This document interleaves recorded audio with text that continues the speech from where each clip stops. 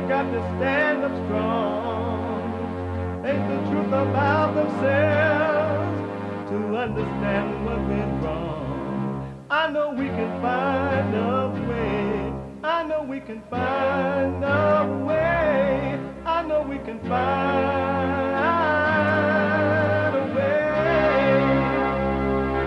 to stand up,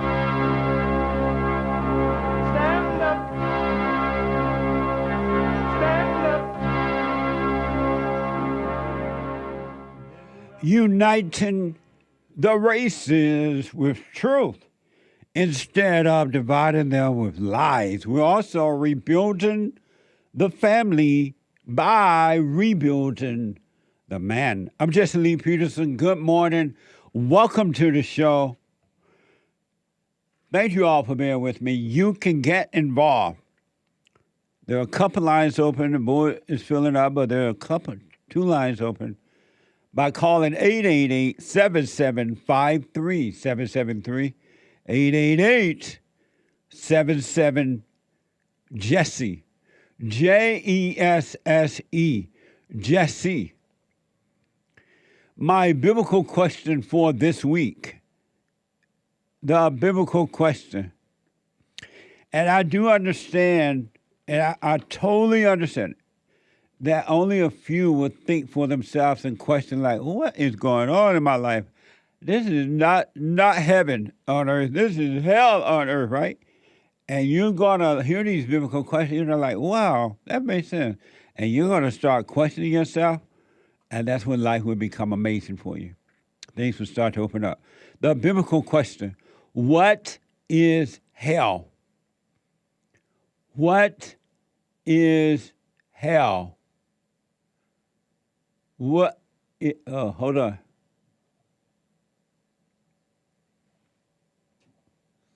I don't want to be left alone. Oh, we got it. What is hell? That's my biblical question. We have every way that you can watch and support the show listed on jesseleepeterson.com/show. jesseleepeterson.com/show. And if you're we have out and about, out there voting for the Great White Hope or celebrating the vote or whatever, you could be watching the show anywhere in the world. Anywhere. By calling the listen line while you're doing what you're doing if you're too busy to watch it live. Of course, you can podcast it, but you could be listening while you're working out, no matter what you're doing. Chopping wood, picking cotton. By calling the listen line at 641-793-1500. 641-793-1500. And don't forget to follow us on social media, all right? Rumble.com/Jesse Lee Peterson and Cozy.tv where Christ is King. Cozy.tv/JLP. And to get your donation to SUPERCHATS read out loud, you can donate and have your comments read out loud by going to buymeacoffee.com/JLP Talk, buymeacoffee.com/JLP Talk, or Bond JLP on Cash App. Bond JLP on Cash App. And in the third hour today is Manhood Hour. Every third hour on Wednesdays is Manhood Hour. All right? We'll be getting to that. So, according to all the reports, the Great White Hope won last night in Michigan, the Republican primary. And I don't think that there is one soul that is surprised by that. I don't think there's one. And if there is one, that soul must be buried underground somewhere. And they just have not been keeping up with what's going on concerning the Republican primary. And I'm now wondering, will Nikki Haley get out now? Or is she still trying to, in my opinion, make sure that Trump doesn't win the primary?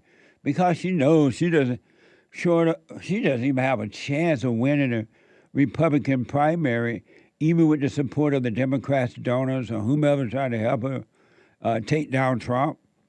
After this, I don't know what it's going to... This woman, Nikki Haley, need to go back to her country. Really. This is why I'm not for another reason, yet another reason. I'm not for for people who come from different countries to get involved with our government. And I think that Nikki Haley called herself a woman of color. A woman of color. I think she need to go back to her country and run for president over there. And then have those ideas with those kind of people. So according to Breitbart.com, Donald Trump has won Michigan's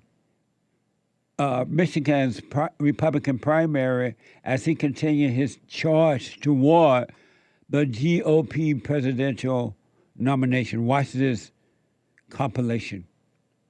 Former President Trump defeating Nikki Haley in the Michigan primary yesterday. But Nikki Haley again says she has no plans of dropping out. This isn't about him. It's about the American people. You have to have somebody on the ticket that can win a general election. Also, President Biden winning the Democrat primary in Michigan despite more than 100,000 Democrats voting uncommitted in an act of protest against Biden's support for Israel's war on Gaza. Let's go through some of these numbers really quickly. Joe Biden getting in this poll of Michigan, black Michigan voters, 49% of the vote. Trump seemed high to me at 26%. Did that surprise you? And 9% for Kennedy. It did. This is what Joe Biden received. Again, forgive me, 1,141 votes, and uncommitted 3,703 votes. So that's a wow. This is a place President Biden carried big time in 2020. This is key to his chances of defeating Donald Trump in Michigan. Amazing. And so I guess the Muslims didn't vote for him because they want to, quote unquote, free Palestine. What the?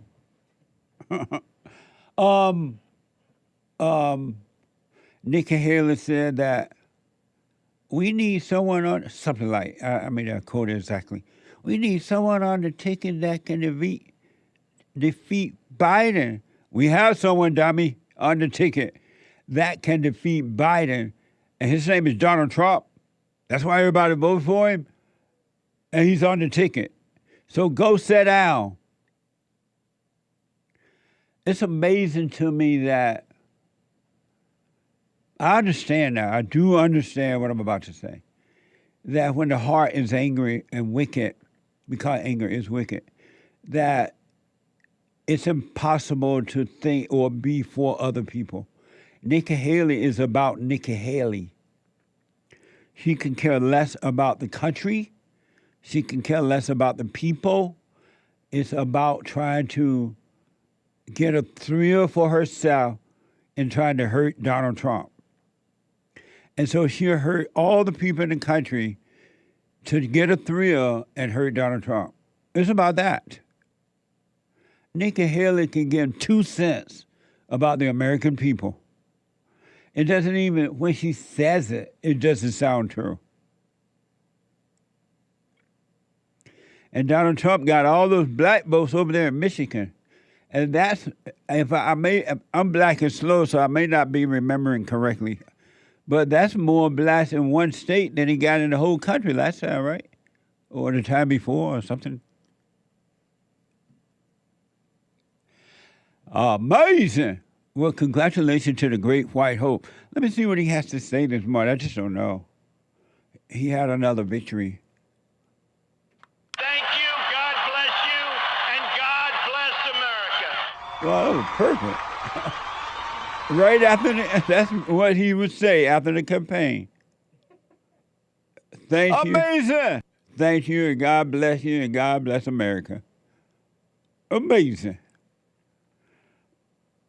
I was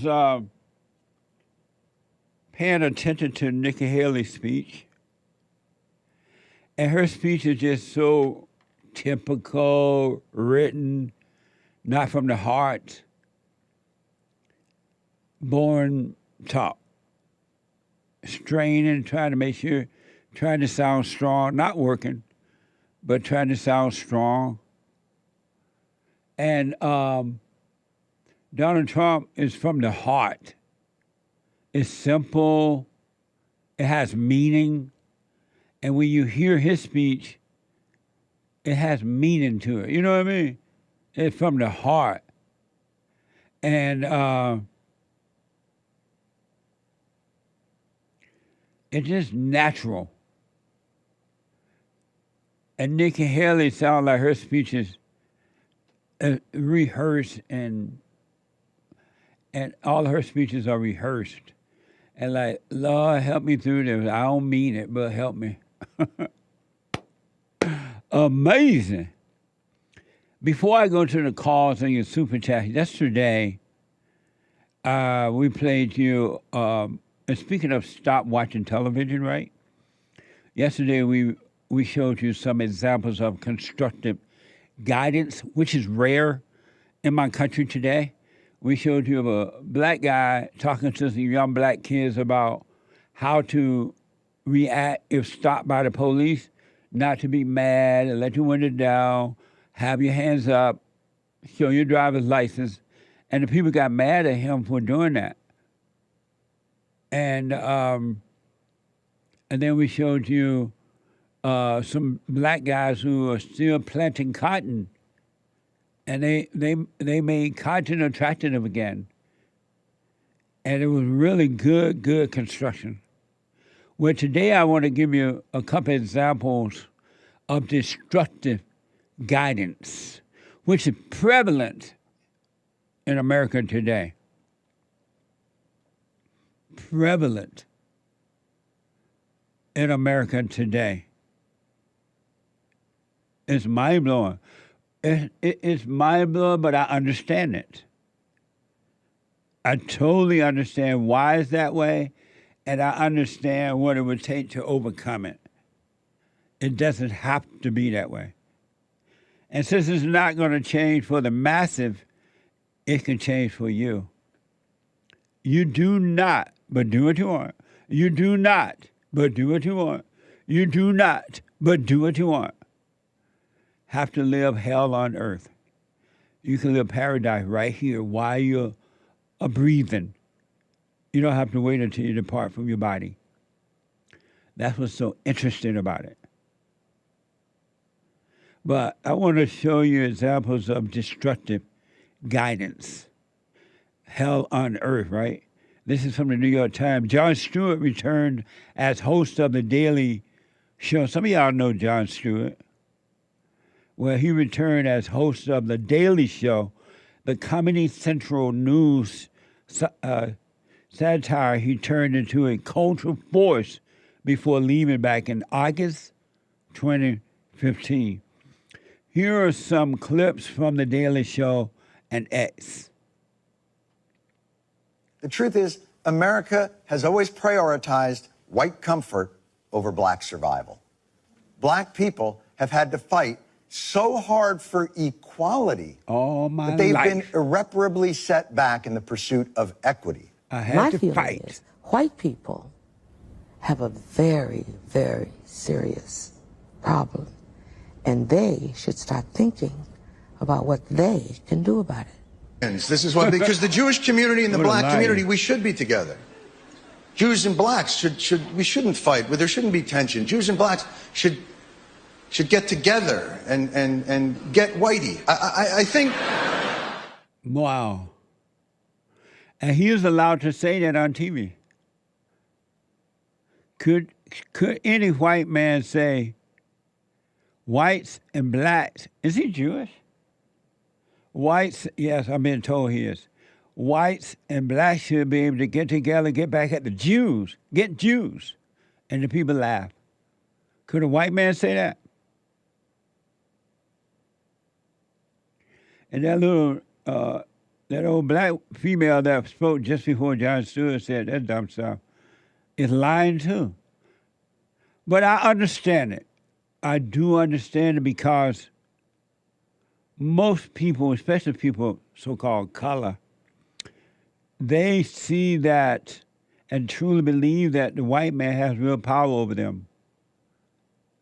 They really do believe that. And instead of learning from that power, how did you get so much power, Mr. White Man? You can claim you can change the climate. You are so powerful, we call you white supremacy. You are so powerful that black people can't make it because what's the secret? It's like seeking perfect peace on earth, right? You go to God to find out what's the secret. White people, I've told you once, I told you twice, you are a powerful people. And some of us have been thinking that it was the Jews because the Jews and God, right? The Jews and Jesus were related. But apparently it's the whites. The whites have all the power. The blacks can't even make it because the white man keeping them down. That's why they call you white supremacy.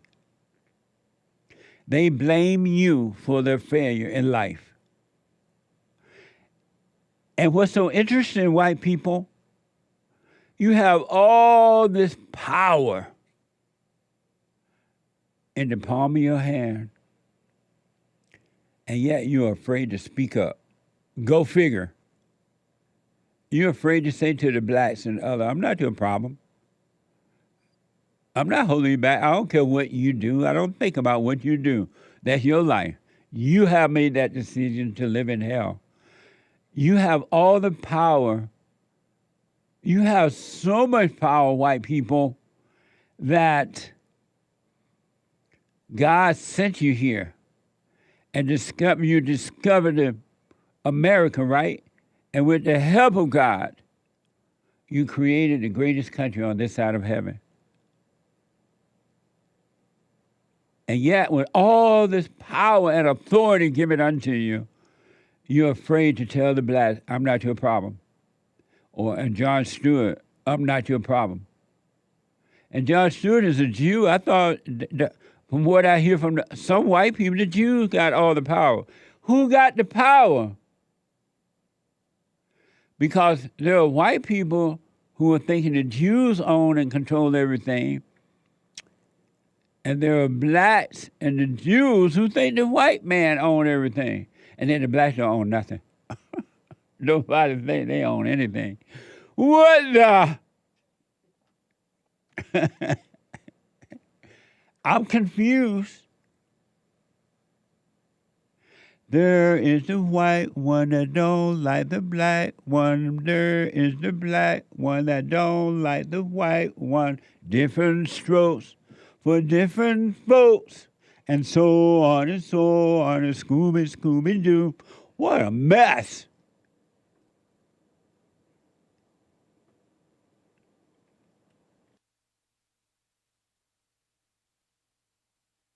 Can you imagine Jon Stewart said that on TV? The Jews and the blacks should get together and go after the whites. Something like that, quote unquote. And the people laughed and applauded. There's not one white man that can get up and say that about the Jews or the blacks. The white man is the target of his own country. If y'all don't like the white man, why come to his country? Why don't Jon Stewart go back to Israel, wherever he came from? If you don't like the white man, why are you in his country? It's like going into someone's home and destroying it. Why did you go into the home if you didn't like the home? I don't hear no one saying that. According to Variety.com, 1.3 million views tune into Comedy Central to see Stewart host The Daily Show. Amazing.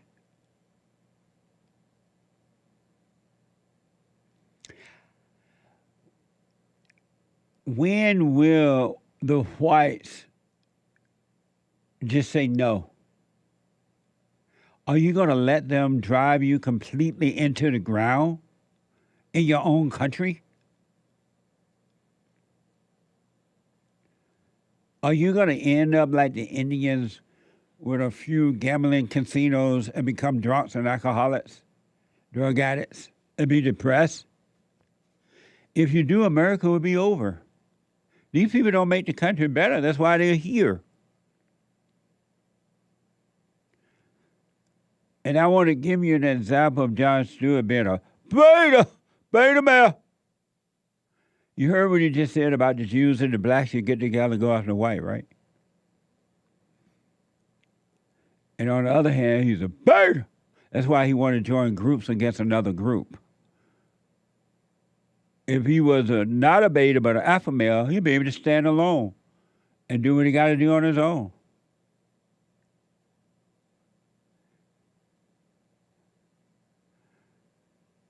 That is destructive guidance.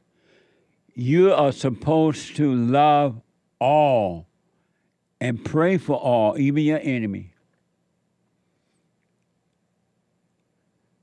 Jon Stewart is an animal with no love, zero love. This is from the New York Times. Here's an example of Jon Stewart. Jon Stewart being a beta. This is from Deadline.com. Things got emotional for Jon. Oh, you think? Things got emotional for Jon Stewart 3 episodes into his return. The political commentator announced, what? Tissue, please. Get your tissues ready. Tissue, please. Things got emotional for Jon Stewart. Here he is talking about, the blacks and the Jews, we need to stick together. The Jews and the blacks need to stick together and go after the whites. Group thinking, right?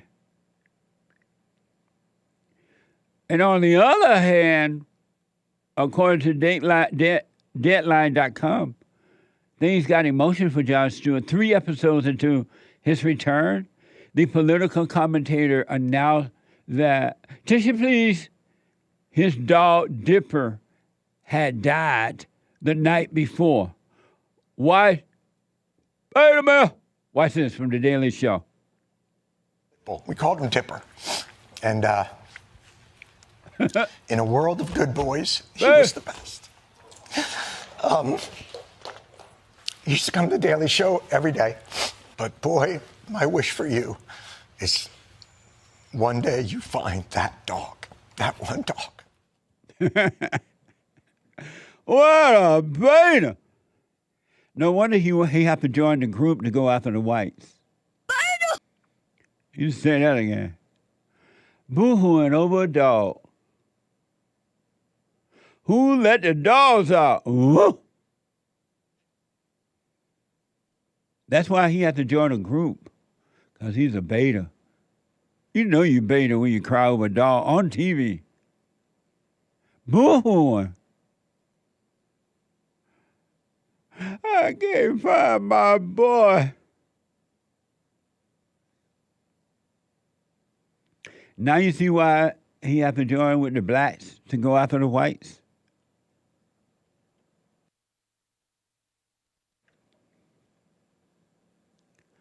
Amazing.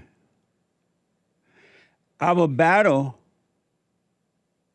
every human being on this side of heaven, every human being born of the woman, your battle is a spiritual battle. Your battle is inside of you. The next person's battle is inside of them. And so on and so on. And if you deal with your own battle, the victory shall be yours. But you got to work on you. You can't blame the whites, the Jews, the blacks, the Mexicans. Even when you forgive your parents, you can no longer blame them as an adult.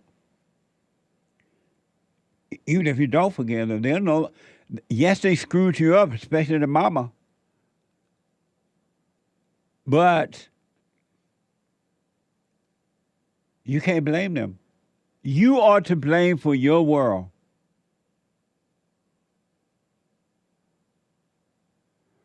I was a guest on Roseanne Barr yesterday show, and we talked about you are your own universe, and you really are. You just don't know it. And I don't want to put that on you yet because your mind will get busy, and you'll walk around like dummies talking about I'm a universe, and you won't know what you're talking about. But work on yourself. You will see you are your own world. The kingdom of heaven is inside of you. Live from that kingdom or live from the kingdom on the outside, which is hell.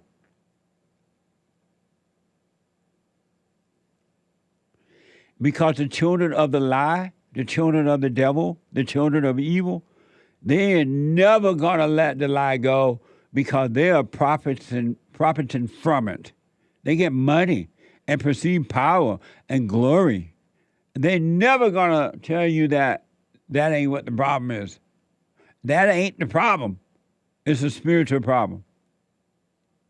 I want you to watch this from this terrible female. Evil to the core. Evil this female is so evil, it just drips off of her. This is from beststock.com. And it doesn't matter how much money she has, she's never going to let go of the lie as long as she can use it for her benefit. This is from beststock.com. With an estimated annual salary of $1.5 million, Joy Reid holds one of the most prominent positions with MSNBC's programming lineup. Watch this from Salon Talks. It is difficult because you understand the country has never loved us, right? I mean, it was legal to kill black people up until probably the 1970s. I mean, to be a black person in, 2024 in America is to be in a state of complete perplexed confusion about what is wrong with a country that hates your history, and to find out that literally Barack Obama's 2 terms as president are your reparations, and Juneteenth, which you already celebrated anyway, is your reparations, and yet you built this country. You literally physically built this country, and yet the attitude toward you from a lot of your peers and your fellow citizens is just shut up and be grateful. And it's infuriating. And that. Well, it must not be working because you sure ain't shutting up and being grateful with all that money. And you're on TV. It's like no matter how much they get, the more they want. It's like the more you get, the more I want. Can't get enough of your love, babe. They can't get enough of money and perceived power. And so they're not going to tell you the truth. That's why you, as an individual, have to find the truth for yourself within yourself. Because the children of the lie is not going to let you go. They'll chase you down the hall to keep you down. They're evil. And your daddy, the devil, is not going to let you go voluntarily either within yourself. You got to fight for you. Joy Reid is wicked. Everything she just said is a lie. Black people ain't built this country. What's up? They can't even build Africa. They can't even build a community when the white man give up the community. They destroy it. She's lying. I have one more suggestion from Joy Reid. One more soundbite from her. And when I come back, your phone call. I'm just showing you bad advice, holding on to the lies to keep you down. You can be free, and free indeed. Back in a moment, 888-77-JESSE.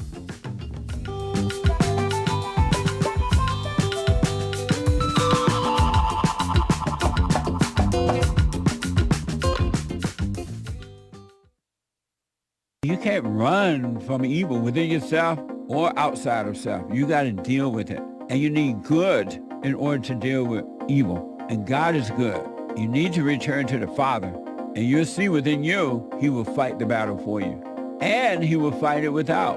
because he will show you how to deal with it, and you will have no fear. Love God with all your heart, all your soul, all your might, along with nothing else. Nothing else means yourself, your children, your wife, your things, your ego, your reputation, and all that. You can't care about any of that. The children of anger will use it to control you. But if you love God, he will renew your mind, and none of those things will be before him. And so when they go after you, oh, well, you may take my body, you may take my things, but you're not going to take my soul.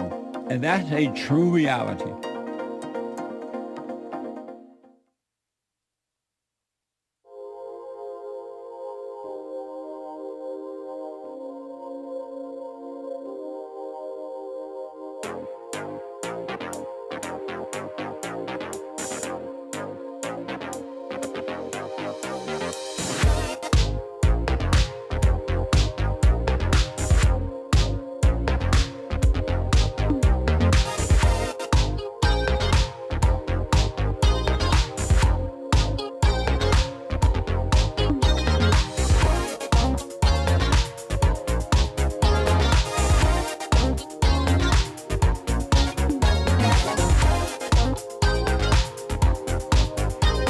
All right, let me just do this real fast.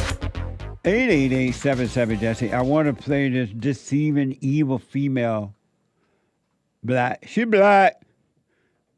Real black. But black. Joy Reid. How she will continue to hold on to the lie because in a physical way she getting money and power. It's not true. But yeah, it made blacks, those who are not thinking for themselves, believe that white people are superior. They really believe it. This is from Fox.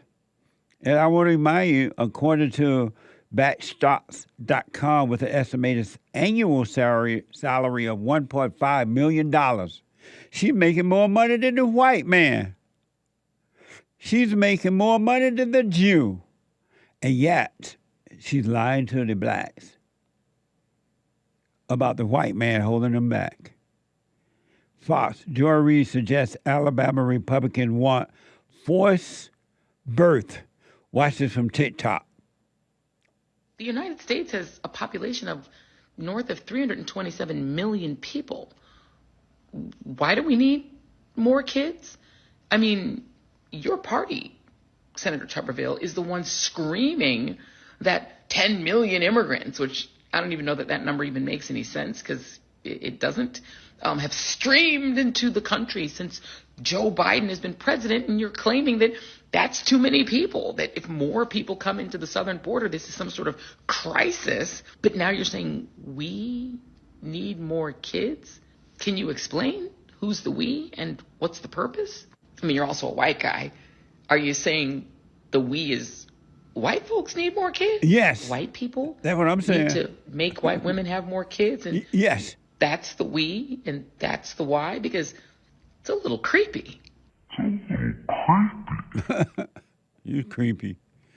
So some of you might not be aware, according to RadarOnline.com, Alabama Supreme Court ruled that frozen embryos have the same right as people.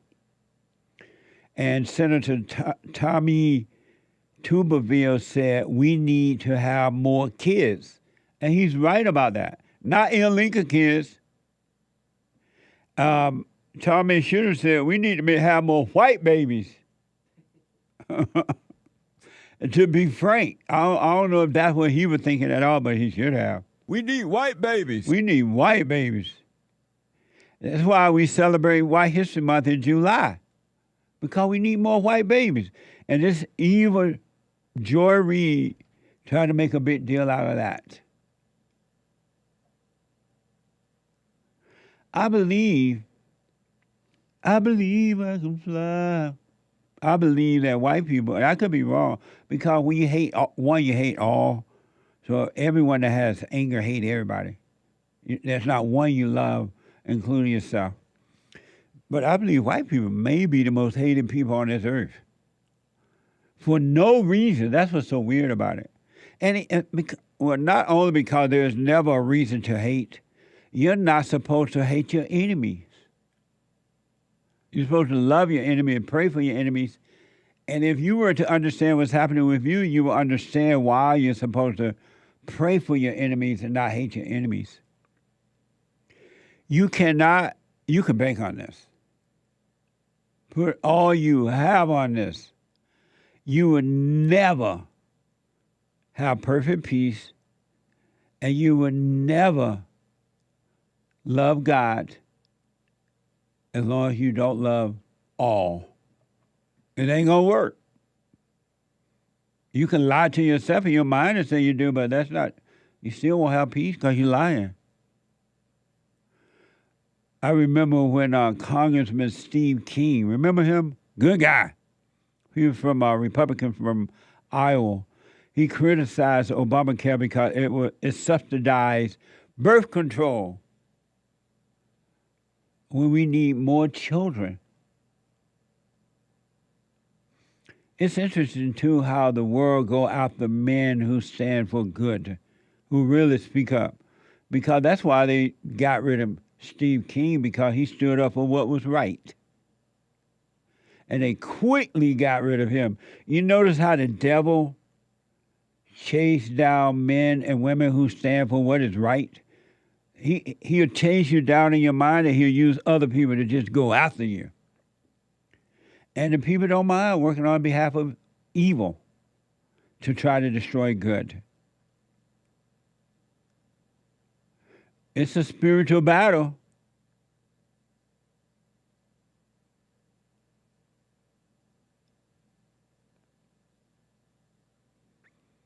The most hated, and this is why they hate white people, the most hated religion on this side of heaven,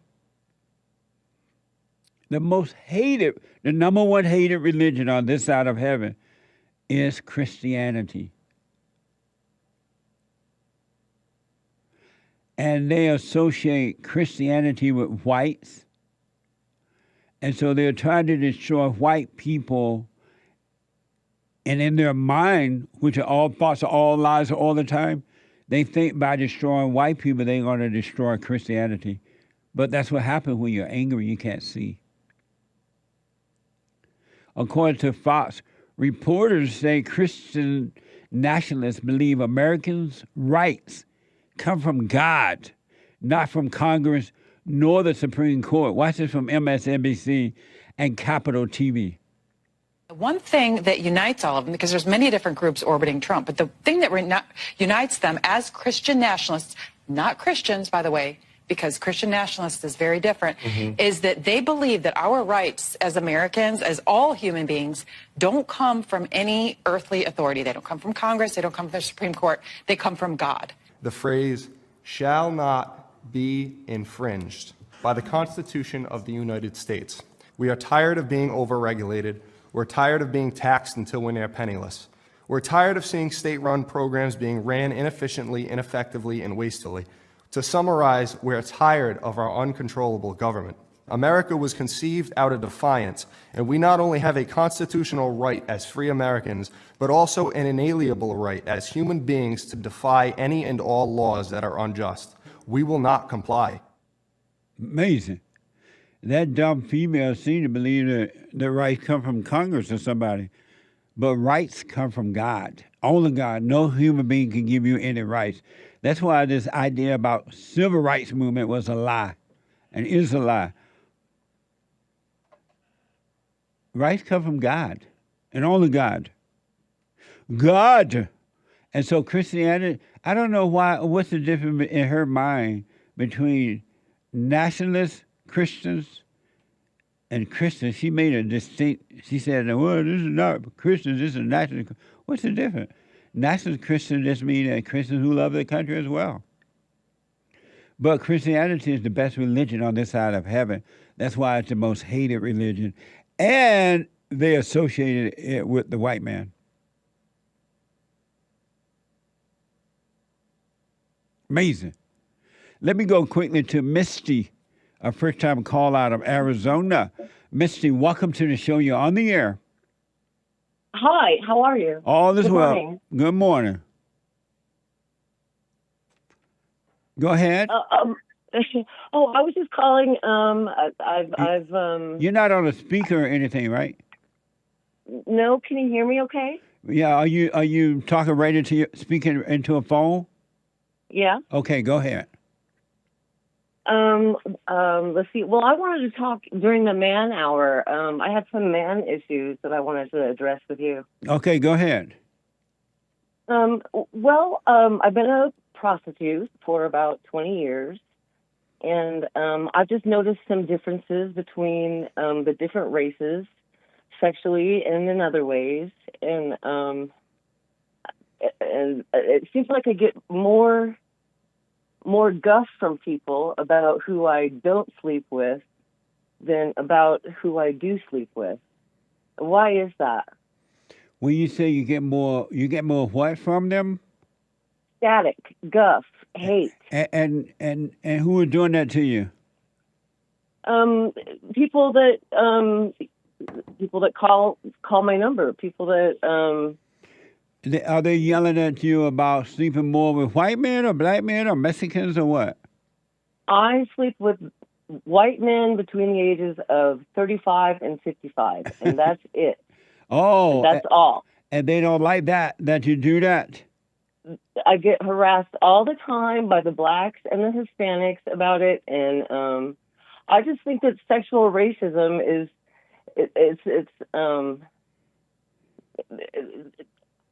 well, for me, it's a self-defense mechanism. And how do they know you only sleep with white men? Do you tell them? I put that on the ad. Oh, I see. And does it bother you that they don't like the fact that you don't sleep with other races? Yes, they want me to sleep with everybody. And why does it bother you what they think? Well, I mean, it seems like sexual racism, I don't think is a bad thing. Why does it bother you about what they think about what you're doing?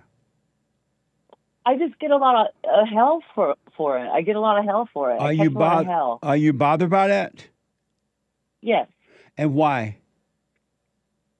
Because it should be. Well, I guess because I think that it should be up to me who I put the boundaries on, and I'm the one that's making the judgment. And I don't think that men like me, a female, making judgments on males. But don't like it that way. And you're right. You have the right to live your life the way you want to live it, sleep with whomever you want. But I'm still not understanding. You haven't told me why are you bothered at all about what someone else think about it. You didn't tell me that yet. I don't. It doesn't bother me a lot, but I mean, a lot of your subject matter has to do with race and things like that. Why does it bother you at all, one iota of a bit? What other people think about it, the men you sleep with? Why does that bother you at all? Okay, it doesn't. You said it bothered you a little bit. Well, it bothers me that I will put on the ad that I just want the white guy. I'm asking you, why does it bother you, though?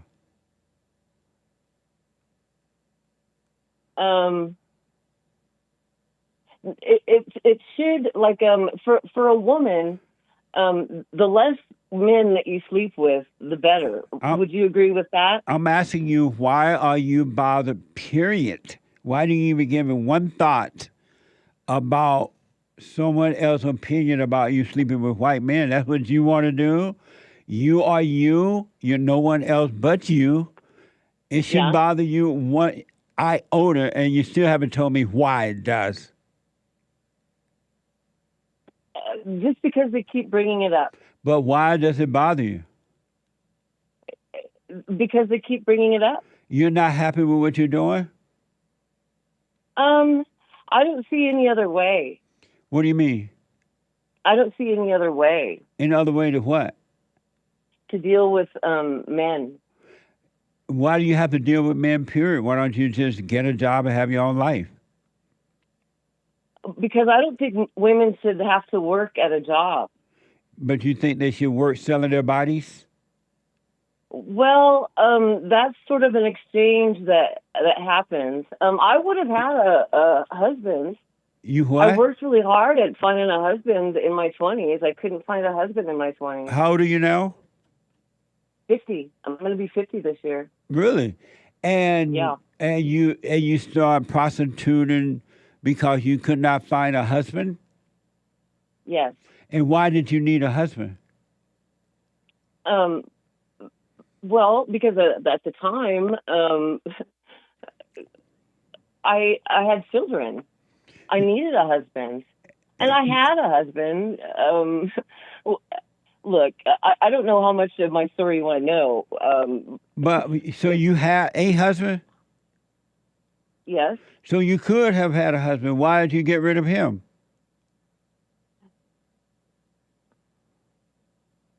He gambled and wasn't a provider. Oh, I see.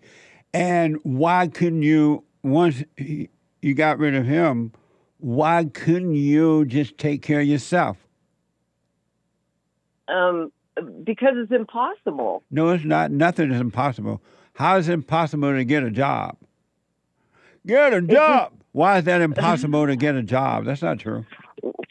So you think that women should be working? You think that women should be working? But you work and land on your back. Not very much. Not very much. But listen. I'm not getting rich. But don't women have rich? to, don't women, rich. If women are not married with children, don't they have to take care of themselves? They're supposed to, but that's something the baby boomers created. The baby boomers created this environment where women have to work. No, you wouldn't even, if it was 1950, you wouldn't even be telling me to get a job. I would tell you to get a job if you weren't married. How you, as a grown female, who's going to take care of you? Well, the father is supposed to, and when he doesn't, then the husband's supposed to, and when he doesn't. But if you don't have a husband, who's going to take care of you? If one man can't take care of me, then all of them have to. But you got the black ones, Misty, and not the Mexican ones. Misty. What?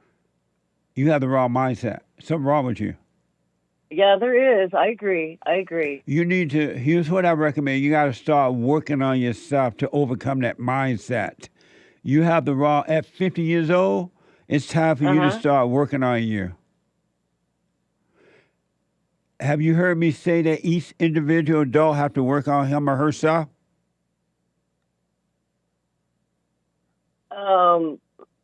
Yeah, I think I've heard you say that. And why haven't you started working on yourself? Well, I am working on myself. How? Let's see. I go to therapy. I have a writing. Have you gone and forgiven your mother?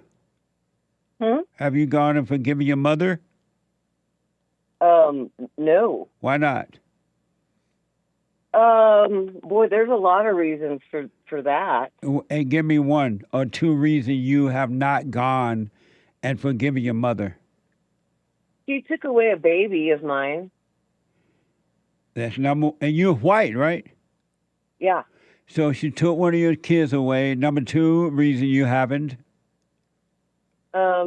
Well, she lied in order to do that. She was deceptive in order to do that. And that give you a reason to be angry at her? No, yes. You were talking about hate. Hate is anger. Deep hate. I have deep hate for my mother. For your mother? Yeah. And how will you ever be free if you don't forgive her? How will you ever be free?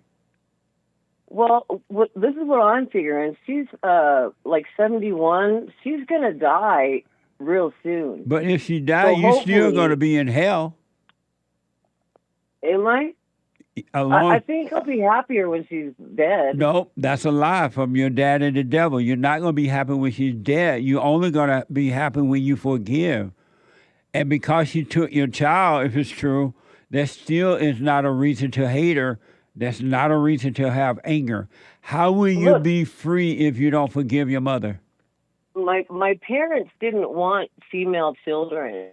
I was born on a farm in Montana. They didn't want females. That's still not a reason They wanted to. males. That's still not a reason. So they got me and my sister first in order to get to my brothers, okay? And the brothers are the heroes, right? And me and my sister were kind of left to the wayside. And then she exchanged me for my son.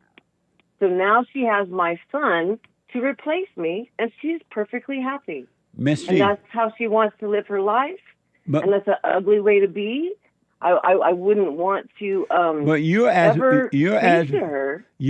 bad as your mother because you will not forgive. So both of you, if what you're saying is true about her, both of you are serving evil.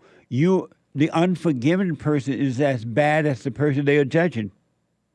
Well, that's good advice, and I appreciate that, and it's something to consider for sure. Misty, what? If you want to be free, you got to forgive your mother. Human beings do not have a right to ever be angry at another human being. It doesn't work. It doesn't work? No. It's keeping you in hell. You got to forgive your mother. Just as you can't help yourself, she could not help herself. The same evil spirit driving you is driving her. Well, yeah, okay, but you can't forgive evil people for doing evil stuff. Yes, you can. It's evil. How will you be? Okay. How are you going to forgive? How would you be? Hold on. How are will you going to forgive Joy Reid? Yeah, I understand what's driving Joy Reid. It's not her. It's that evil spirit in her. She can't help herself. So I hold nothing against her because I understand what's driving her. I wanted to ask because of time, have you forgiven your father? I was never that mad at him. Have you talked to him about it? I'm mad at my mother. Have you talked? No, I haven't talked to him in 20 years. And why not? There's a restraining order. They don't want me to be around my son, so they put a restraining order on me 20 years ago. I'm not legally allowed to talk to him. Well, FaceTime with him. No, that's not allowed. Oh, well, here's what I recommend. Go FaceTime with your mother, forgive your father. They could not help themselves, just as you can't help yourself. And all right. And I've never heard of a 20-year restraining order. That's new. A permanent lifetime restraining order, yep. You must be doing something really crazy. No. So here's what I recommend, Misty. Do what you want because of time. You got to go and forgive. Don't let Satan tell you that there is a reason not to forgive and to wait until she dies, you're going to be free. That's not true. He's lying to you. Ooh, I can't wait till she dies. But see, that's not love.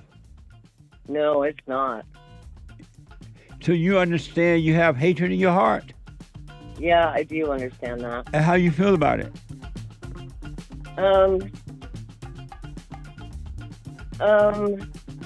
I guess it drives me. Right into hell. Is that what? It drives you right into hell. Is that what's happening? Yes. You're in hell and you don't realize. But listen, do my silent prayer. Forgive your parents. Let me know how it goes, all right?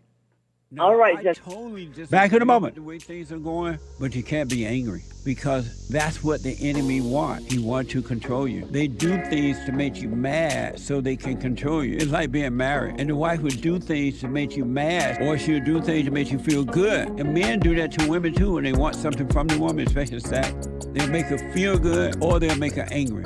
And the woman's gonna have to say, you don't want to be angry. You want to speak up. You want to disagree with what's going on. It's wrong, but do not be angry. Then you won't have fear. You won't have doubt. You won't have worries. You'll be able to see, but you got to stay away from anger. That's why you must forgive your mothers and your fathers so that you can overcome the spirit of anger. It's a spirit and it's wicked. Nothing good in anger because it has no love, folks. You need love to defeat evil. And love is not a weakness. It's a strength. It's from God. It's His nature.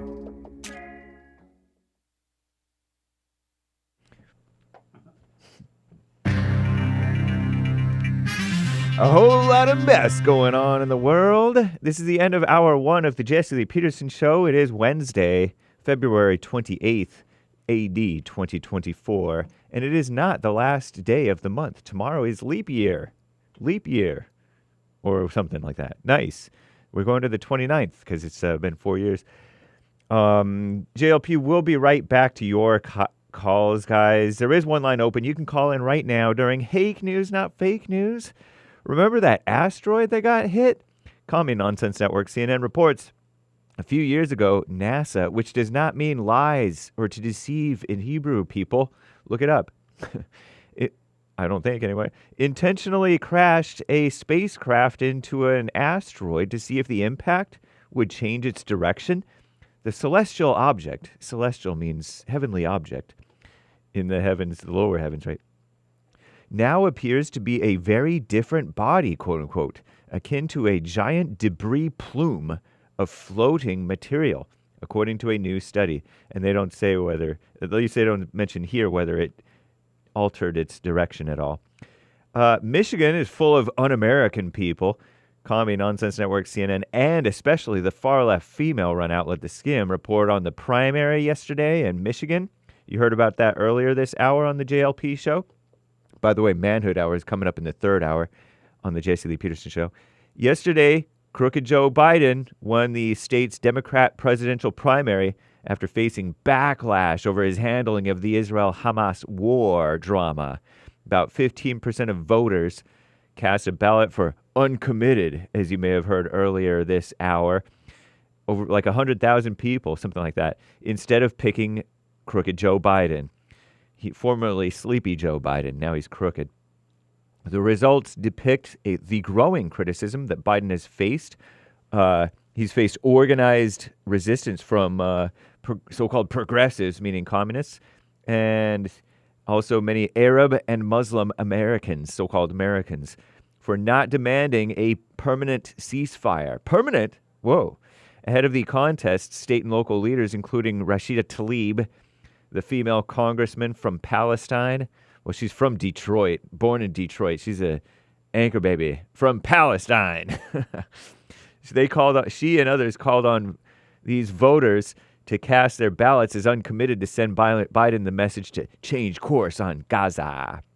You know, because Israel's wiping out Gaza, in a sense. Something like that. Michigan is home to one of the largest Arab and Muslim American communities in the United States, so-called United. It's considered a litmus test for how crooked Joe Biden's administration's handling of the conflict, the drama, could play out in the November election. A Trump-Biden rematch is looking more likely. Our greatest president, Donald J. Trump, easily beat UN Ambassadress Nikki Haley, former South Carolina governess, whom JLP said should probably go back to where she came from if she hates white people so much and suffered so much racism as a little girl. And that was last night, his sixth straight win, by the way, guys. Roughly 68% of Republicans voted Trump, while 27% voted for the rhino divider woman, Nikki Haley. What a mess. Invasion is going on. Crooked Biden and our greatest president, Donald Trump, are set to visit the U.S.-Mexico border on the same day this week, per CNN, Commie Nonsense Network. During Crooked Joe's visit tomorrow, Thursday, the so-called president is expected to meet with Border Patrol agents, law enforcement, and local leaders in Brownsville, Tejas, Texas, to visit the need for a border agreement. Sources say Biden is considering sweeping executive action to restrict the ability of illegals to seek asylum at the border if they cross illegally. At the same time, our greatest president, Trump, is expected to give remarks in Eagle Pass, Texas, after receiving the endorsement of Texas Governor Greg Abbott, who has taken steps to undermine Crooked Joe's false authority on border policy. Nice. There are wildfires, speaking of Texas, I'll tell you about that in the next hour, threatening the panhandle towns. I'm James Hake. Now back to JLP, Hour 2.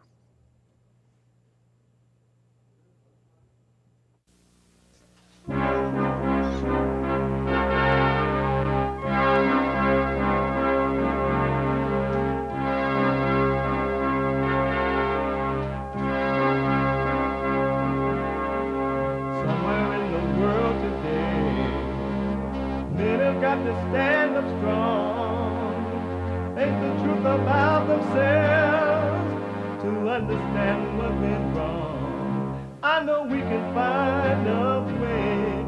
I know we can find a way. I know we can find a way to stand up, stand up, stand up.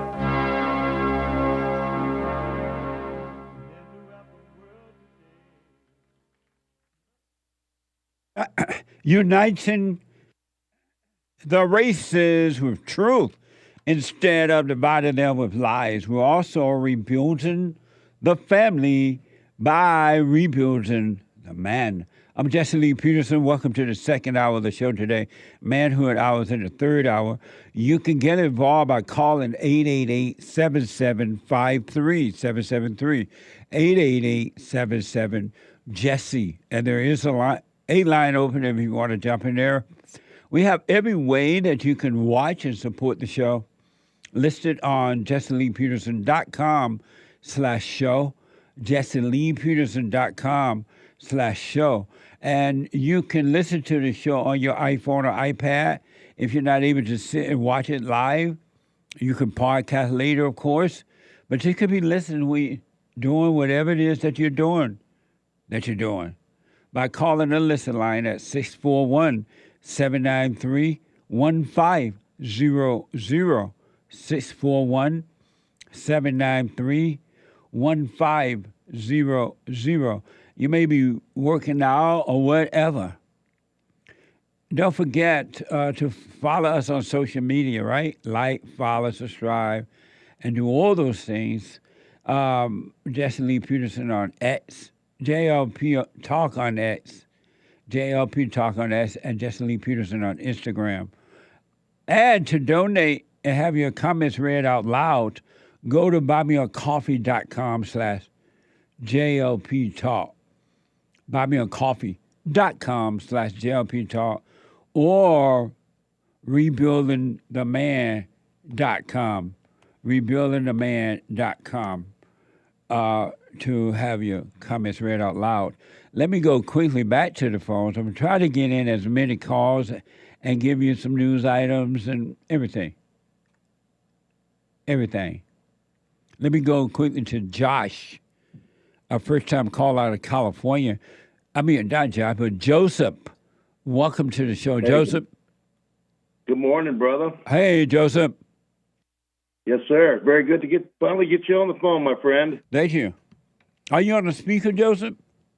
Yes, sir. I'm disabled, my friend. I'm in a wheelchair. Oh, okay. And my right hand doesn't work well, so I can't hold the phone up to my head. No problem. So I Go hope ahead. I'm not causing any reflection or anything, my friend. Let's work with what we have. Yes, sir. Go ahead. I just want to tell you, sir, that basically when I became the man that you try to talk people and tell people, advise people to do, my life spiritually changed when I forgave my mother. I had no father. My father was in the military, in the U.S. Navy. He was a drunk and a fornicating fool. But back then I was a Catholic, and the Catholics are misdirecting you. It's all a misdirection, and that's how I grew up. And hence, I held a grudge against my mother till I was 50. Until I finally forgave my mother with my fullness of my heart, did I finally start living my life. Now at 60, I'm starting, in the Bible it says that men didn't even start living till, they weren't men till 60. The man of today is not a man until they're 60, in my opinion. But that's a whole nother subject, my friend. But it's just so wonderful. And my father, I forgave him too. Sir, you telling people to forgive people is the best advice, and that's the only thing I can tell to everybody listening to you. I got experience. I've been around the world. I've been in the military. I was a lineman for 40 years, 9/11 first responder. I've seen a lot. But, brother, you have to keep it rolling because you're saving people from the spiritual world, because that's where people are lost. They're stuck in their flesh. Am I wrong? You're absolutely right. It's that the one thing, the most simplest thing to do to be free is to forgive, but yet it's the hardest thing for the average person to do is to go and forgive because they have been deceived that unforgiveness, that anger is a sense of power, and it's not. Anger is a weakness. It's not a powerful, it's evil. And so, that's why I say, if you want to be free, you got to forgive. But if not, you can stay in your hell. What did your mother say? I have an easy way of stating that, Jesse. People let the devil rent space in their brain. And Absolutely. that is the main thing. They're renting the space. They're allowing it. They're paying it. They're paying the devil to rent space in their brain. And my life has not been truly free until I just did with you. All my enemies, I've had people do horrible things to me. You're right. You got to turn the other cheek. Yes. Those 10 Commandments mean something, and people got to find their way back to that for sure in Jesus. That's my opinion. And everything else that we're talking about, I love Trump. I'm a conservative. I could go on and on about politics and everybody. Joe Biden's a Nimrod. Would you agree?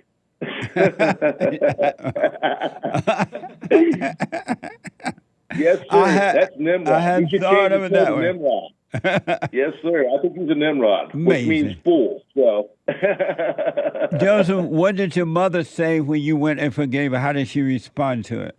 Well, my mother being Catholic, sir, it was a rough road to hoe because trying to explain to my mother that you can't go into a closet with some guy and be, receive repentance, that way. That's not the way you do it.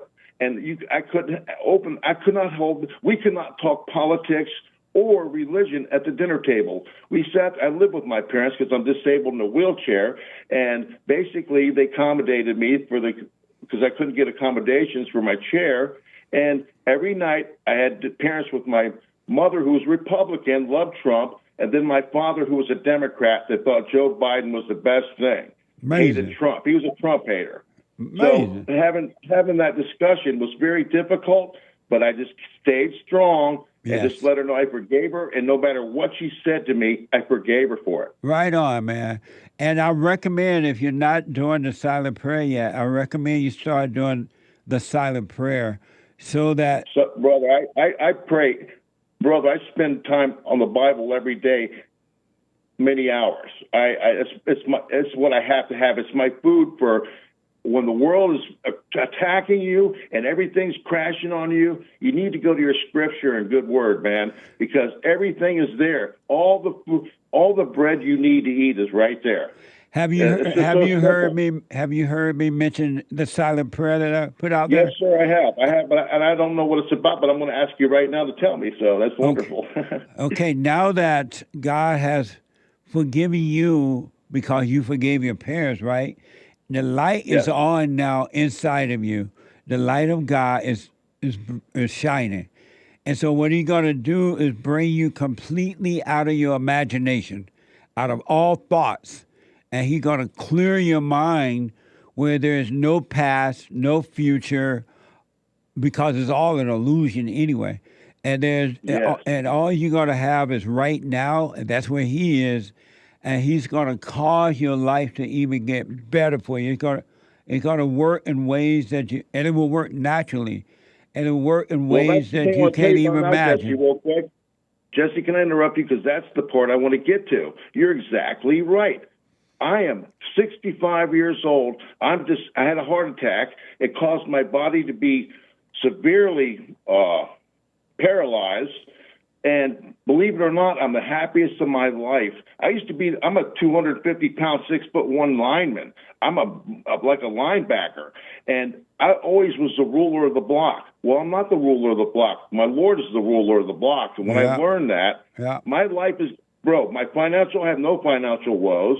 Every need I have, and my family's back. When I was arguing with my mother, I was arguing with my children. Yeah. As soon as I forgave my mother, I forgave my children and realized I'm the adult in the room, not them. And as a parent, I have to guide them on the right path. Yes. So that's my mission, to get my children on the right path. Well, I want you to give the silent prayer, rebuildingtheman.com/prayer. Yes, sir. I will want you definitely to check it out. Continue to read your Bible, doing what you're doing, but when you finish that, do the silent prayer. Let me know how it goes, Joseph. Yes, sir, my brother. Please keep up the good work, man. I love you. You're wonderful, and I would love to come down to L.A. and go to the Fallen State show sometime, too, by the way. Right on. Amazing. Yes, sir, my brother. Well, I appreciate you. I love you, my friend. You keep up the good work, man. I hope all those fans hear that and learn something from our conversation, my brother. Absolutely. Stay with us, stay with us, stay with us, Joseph. You ever see it gets even better, all right? Yes, sir, my brother. I love you, man. Peace Love you out, too. my friend. Thank you. Thank you. 888-7753-773. Super chat. Super Chats. Good morning, guys. Good morning. Stefan gave I like your shirt. Thank you. I have my another all thoughts are all lies t-shirt. Amazing. All thoughts are all lies all the time. That's right. That was designed by the Anchor Baby. Yeah. Amazing. Check it out. Rebuildingtheman.com/stores. Amazing. Is how you can find it. It's on JLP's Society 6 page. Nice. Nice. Stefan gave a cash app saying, for God, know God, know yourself, love God, love your neighbor. That's right. Nice. Amazing. Thank you. Chalice gave several cash apps saying thanks. Thank you. Appreciate that. Deez says yeehaw. This was Country and Western Tuesday. Yeah. Thank you. Jen Bug says thanks, Jesse.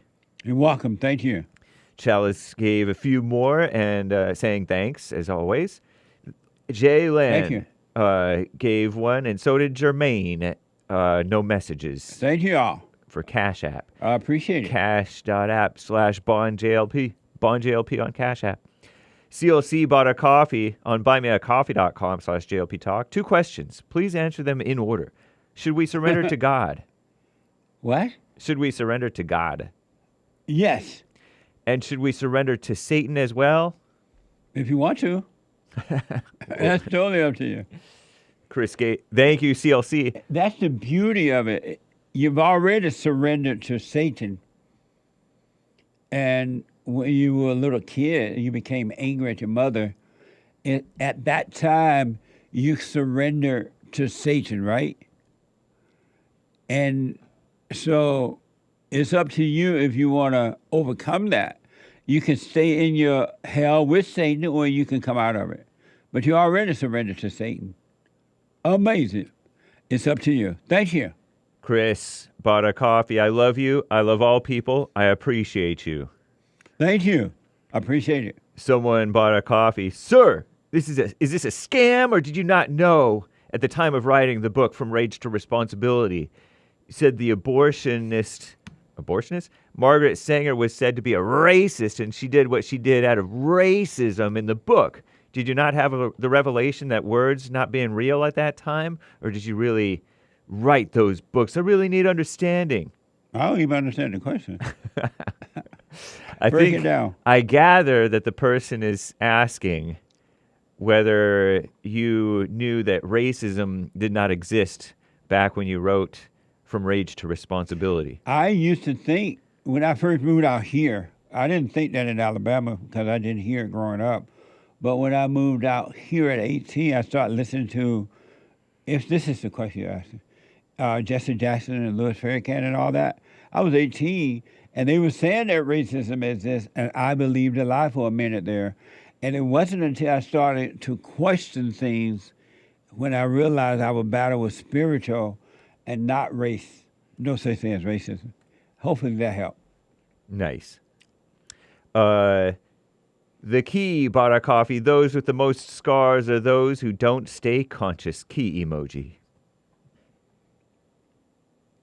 No. I think that's fact. That's a fact. What does that mean? Those who have the most scars are the ones who don't stay conscious. Because they're like running into walls and things. They're or, doing dumb stuff. And how do you know spiritually someone with the most scars? Because when you're angry, anger is evil, Evil is a scar, is many scar, is.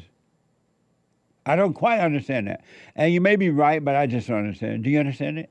Sort of. Well, explain it. Like when you're unconscious, you injure yourself and gather scars. But everyone does that with anger. Right. That's all that. When you're angry, you have no other choice but that. You can't do anything else but that. Right. Okay. Nice. Nice. Thank you. I hope that helped. Alex bought 5 Thank you, copies. though. Biblical question. Hell is believing in a lie. What is hell? Hell is believing in a lie. Hell is having faith in an illusion. The pain and sorrow is the lie being burned as it enters the atmosphere of reality. It's the darkness screaming against the light. Stay with it, stay with it, stay with it. Thank you. And I put my little 2 cents in on Sunday. I appreciate it. Thank you. Thank you for your 5 coffees. Charles bought a coffee. John Stewart is white. American Jews denying that they are white is a recent thing because they have parading themselves around as white all this time. Oh, so John Stewart is not a Jew? He is Jewish, but this Charles is saying American Jews used to be white, but now they're saying they're not white. Oh, so there was a time when the Jews in America pretended to be white? Yeah. Oh, what? Mm-hmm. Or said that they were white. To this day, there are some who say they're white and they say, we need to be better about racism. Oh, they do? Yeah. It's amazing My that... fellow white people. But don't you think, being white yourself... Yeah. Don't you think that it's amazing that everybody want to be white? What do you mean? Because the blacks accuse other blacks that speak properly and carry themselves in the right way and work hard and want to do things in the right way. They call that white. Yeah. And so apparently the Jews, I guess, if that's true about John Stewart, and what you guys are saying, that there was a time when the Jews want to be white. Right. And everybody's jealous of the white. They call them white supremacy. Right. And because they can't be like them, so they want to destroy them. True. So what is it about the whites that are so powerful they don't know it? How can you have... White people have the power to change the climate. Yeah. Think about that. Over God, they have the power to change the climate. They have the power to create amazing countries wherever they are. They have the power to create amazing constitution, jobs, and everything. How come the whites are the only one with that? I don't know. I don't know if it's entirely true, but they're the ones. Everybody else saying it. I know. I don't know. They're the ones who, for the most part, were just more likely to be enterprising and keep their head down and work and stuff like that. They have more of a freedom mindset, American mindset. They made America. But as a white man, did you know how great white people that you guys are? I knew that it was... How great that are. I was called white. How great that are. By Mexicans and Asians. They're like, you're white. When I was like, oh, yeah, somewhat close with my family or good in school or well-behaved or honest or put my seatbelt on, you're white. I remember, and I'm pretty sure it's still happening, and if you were black and you went to a black school, if you did well in school, if you were one of the kids that did well, the other black would call you white, and they would attack you. Yeah. So white people don't know how great they are? Less today than ever, I think. It's slipping. They're trying to pull whites into their dark mindset. And so if white people, why do they allow us if they know they're the greatest? They don't. To the fact that they're called white supremacists. Right. That means you got the power. Yeah.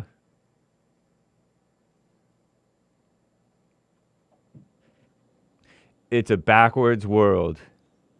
Hassan, you say the whites are declining a lot. Where's David Duke when you need him? What, David? Are there...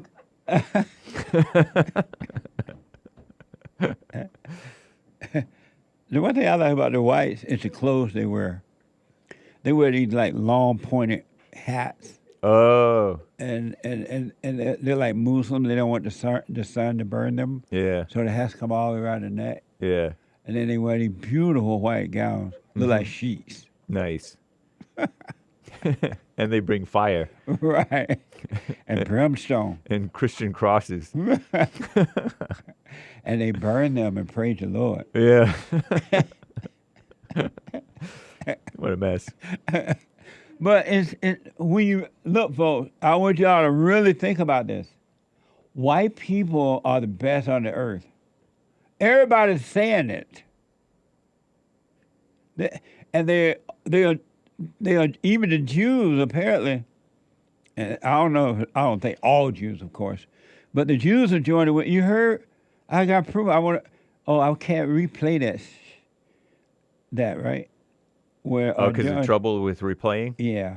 Hassan's giving a thumbs up.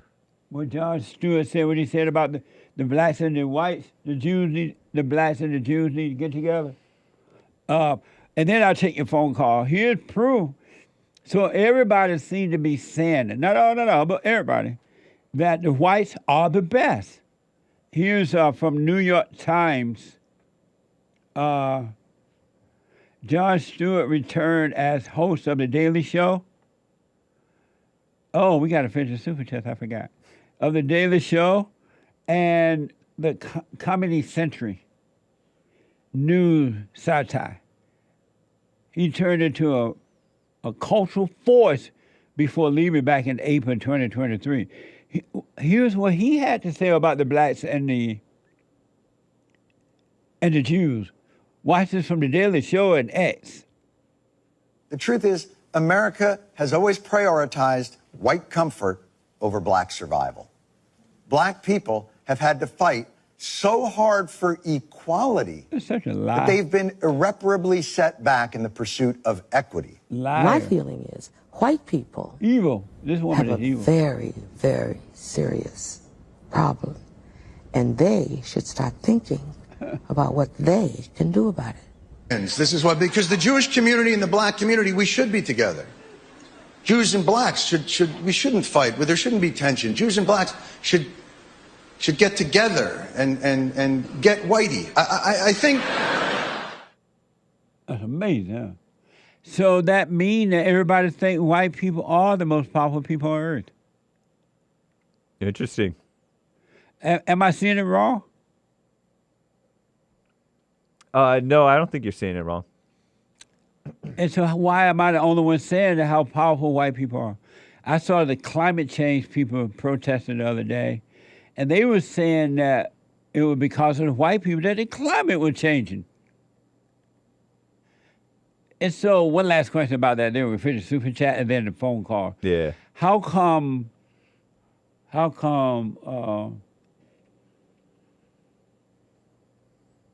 something? I forgot. Everybody wants to be a victim. That's for sure. But I don't understand why white people don't know how great they are. Everybody's saying it about them. Because whites are going, like you say, whites are going through the same stuff as they are. Right. So it's just that they think that about the whites, but the whites don't think that about themselves. Right. Oh, here's what I was going to ask. How come, since white people is number one, the best, right? While there's some white people who are hating the Jews, saying that the Jews own everything. Because everybody wants to be a victim. Oh. Amazing. It's funny because, like, the whites are a minority on Earth. Really? And yet they're like 10%, I heard, and yet they of the rule. worldwide population. And then the Jews are even smaller percentage. They're like 2%, 3% of America. Wow. And they're doing quite well in America and dominating politics in a lot of ways. But not the Jews, the white people doing that. Both. Oh. Trump even said that Israel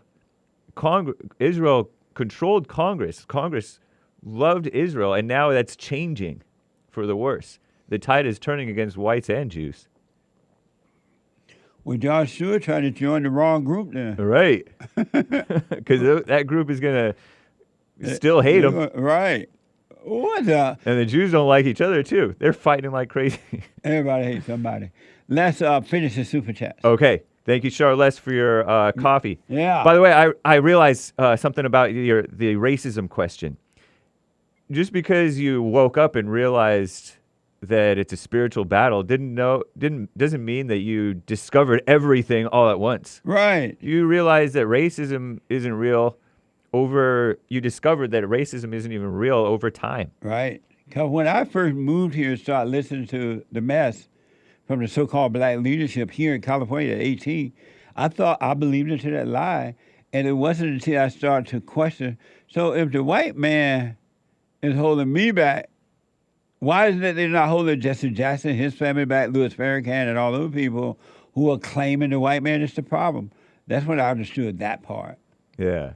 And then you thought that the Democrats were racist against blacks and that blacks were racist against whites. But now it's just devils fighting. Right. But thank you. I don't know where you're coming from, but thank you. I have books that are amazing. Gave a diamond. Hell, in answer to the biblical question, I think, maybe. Oh, what is hell? Is dealing with my angry black wife. By the way, I'm white. I'm white. Oh, poor guy. He white. I can imagine what you must be going through. What the? WD41 gave a couple of diamonds, no message. Thank you.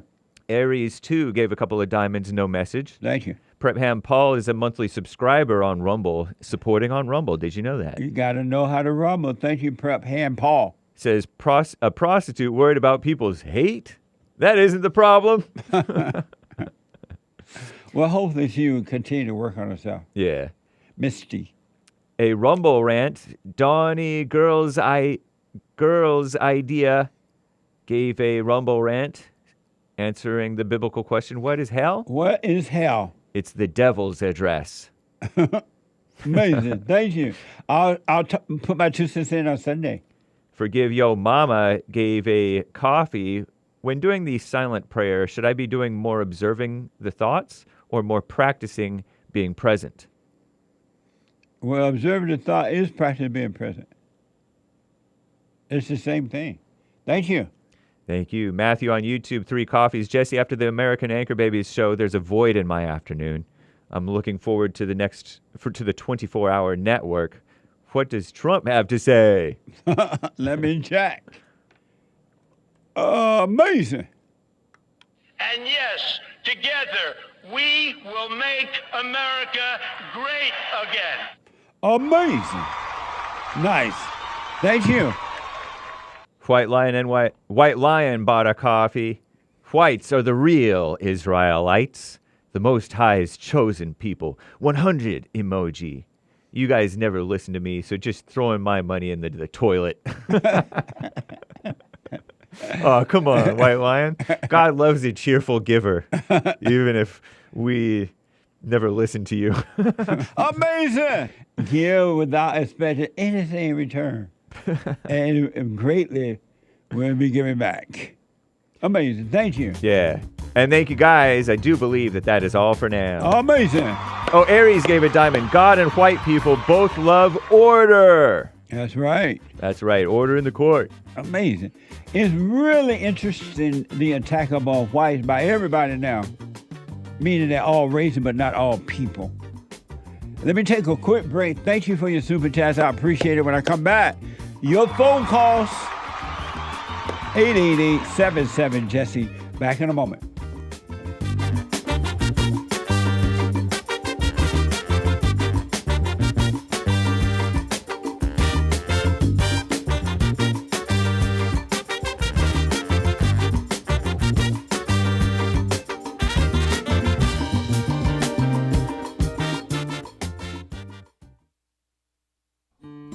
We have a counseling service, and I have to admit, thanks to God, it is the best counseling service on this side of heaven. I counsel with men and women families, individuals around the world. Most people are unhappy, they're miserable, they have rough lives, they're depressed, suicidal, young and old, of all races. I understand, I know why, and I do understand it. Because exactly what's happening in me is happening with everybody outside of me, inside of them. And I've noticed that with those who really, really, really want to understand, they overcome it just like that, out of one counseling session.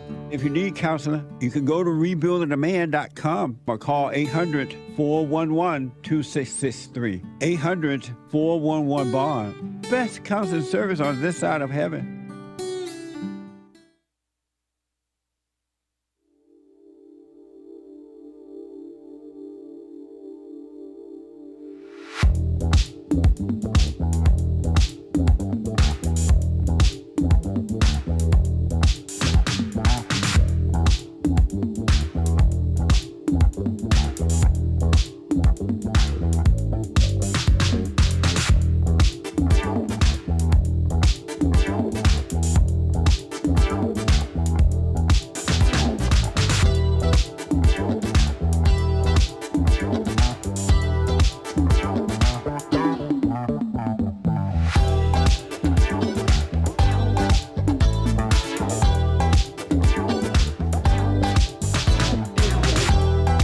Okay, folks, welcome back. Brand new episode of The Fallen State this Friday, if the Lord is willing, and the creek don't rise.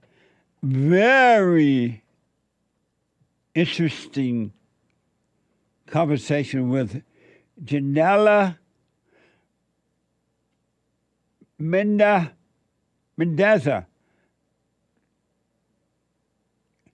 Janelle Marina Mendeza Vieira. That's too much of a name. She is a Marine Corps veteran, feminist, and human rights activist. Watch this. Next time on The Fallen State. I am literally one of the highest ranking inventors in United States history. Amazing. According to your bio, you started an OnlyFans account where you post naked pictures of yourself. That's how I paid for my inventions. So it is empowering.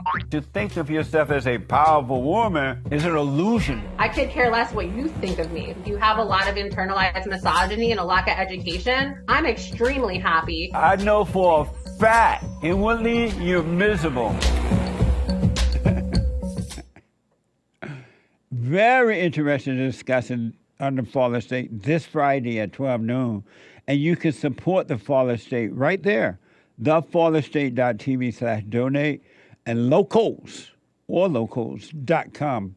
All right, so just click the link in the description there to find locals.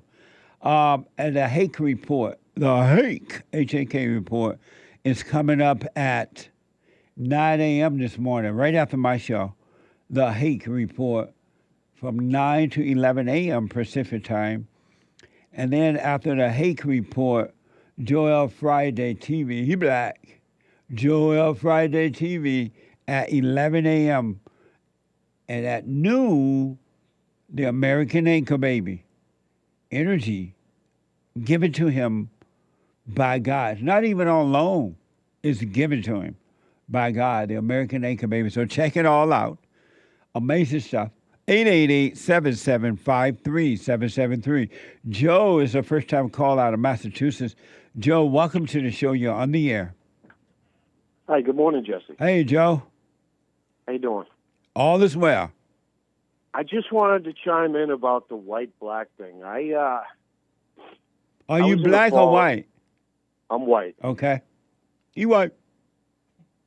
I was in a fallen state for most of my life, and I found you a little while ago, and I was thinking about how I learned about life, like spiritual things and things that made me happy, and I pretty much grew up with like black people in my life. Like when I was a child, I used to fall asleep with Bill Cosby. He used to, I used to play his stories, and it would give me comfort. And then when I was in high school, there was this one black kid, and I asked him a question. I go, what is the deal with the black and white thing? And he flipped out on me, and that's when I found out about that I was racist. And there was a black couple in the neighborhood, and they were really good friends with my mother. And I was always over the house, and they always filled me with joy. And whenever I had a problem in life, I would go to the blues and music and black musicians. And they taught me about spiritual things, and they taught me about life. And they taught me how to be a man. If you put on a Bo Diddley album, you'll know how to be a man. He'll tell you in his music. And then lately, I've been on a spiritual journey for about 13 years, and I got to a little impasse. And I asked God, what's missing? And bang, you came into my life. And I did everything you say on the show, and my life has changed again. So to all the black people out there, you're not superior. Amazing. And you're right. It's just an illusion that they think that, but they've been lied to, and they believe the lie. So they cannot, until they're ready, believe the truth. And they have been being controlled by that lie that the white man is superior and they can't make it. It's simply not true. It's simply not true, 100% not true. I mean, there would be no music in this country. I'm a musician, and I'm into music, whatever. There would be no music if there wasn't the blues. There wouldn't be rock and roll. There wouldn't be heavy. There would be nothing without black people. I mean, so I don't get that part because, I mean, there's no white cornerback in football. I mean, they're extinct. Amazing. I mean, it's amazing, Jesse. And I wanted to thank you because I did what you told me and what you tell everybody, and it has changed my life because I was getting a little depressed, and I needed an answer, and it came. Right on. How did it go when you're welcome. How did it go when you went and forgave your mother? How did she react? Oh, it was an amazing thing. I forgave my mother, and there was some tears, and I forgave my father for not protecting me from her, and he got a little defensive because he wanted to protect my mother, and he had to protect. He had to protect her from me forgiving her. I had to say, "Ma, I forgive you for creating these resentments in me." Right. And then I told my father, "I got to forgive you for not protecting me from my mother." Yeah. And he got real defensive, and he, how he wanted to fight. Well, I got to stick up for your mother, son. Now, wait a minute. Let's talk about this. Poor guy. Oh man, the poor guy, Jesse. I could talk to you for hours about it. It's been a crazy life. And so, are you doing the silent prayer now? Yeah, every day, sir. Yeah. Stay with it. I'm telling you, Joe. I don't care what situations come. I don't care what people go after you. I don't care if the whole world turned against you. Stay with the prayer, man. Now that you're in the light within, you haven't seen the love and the power of the light of God. Yeah. So stay with it. Stay with it. You haven't seen anything yet. Can I just say one more quick thing? Yes. The day I did it and finished and came home, I had 105-degree temperature for a whole day. And I sit and talk with my wife about it, and I go, that was what Jesse calls the big dog. That's right.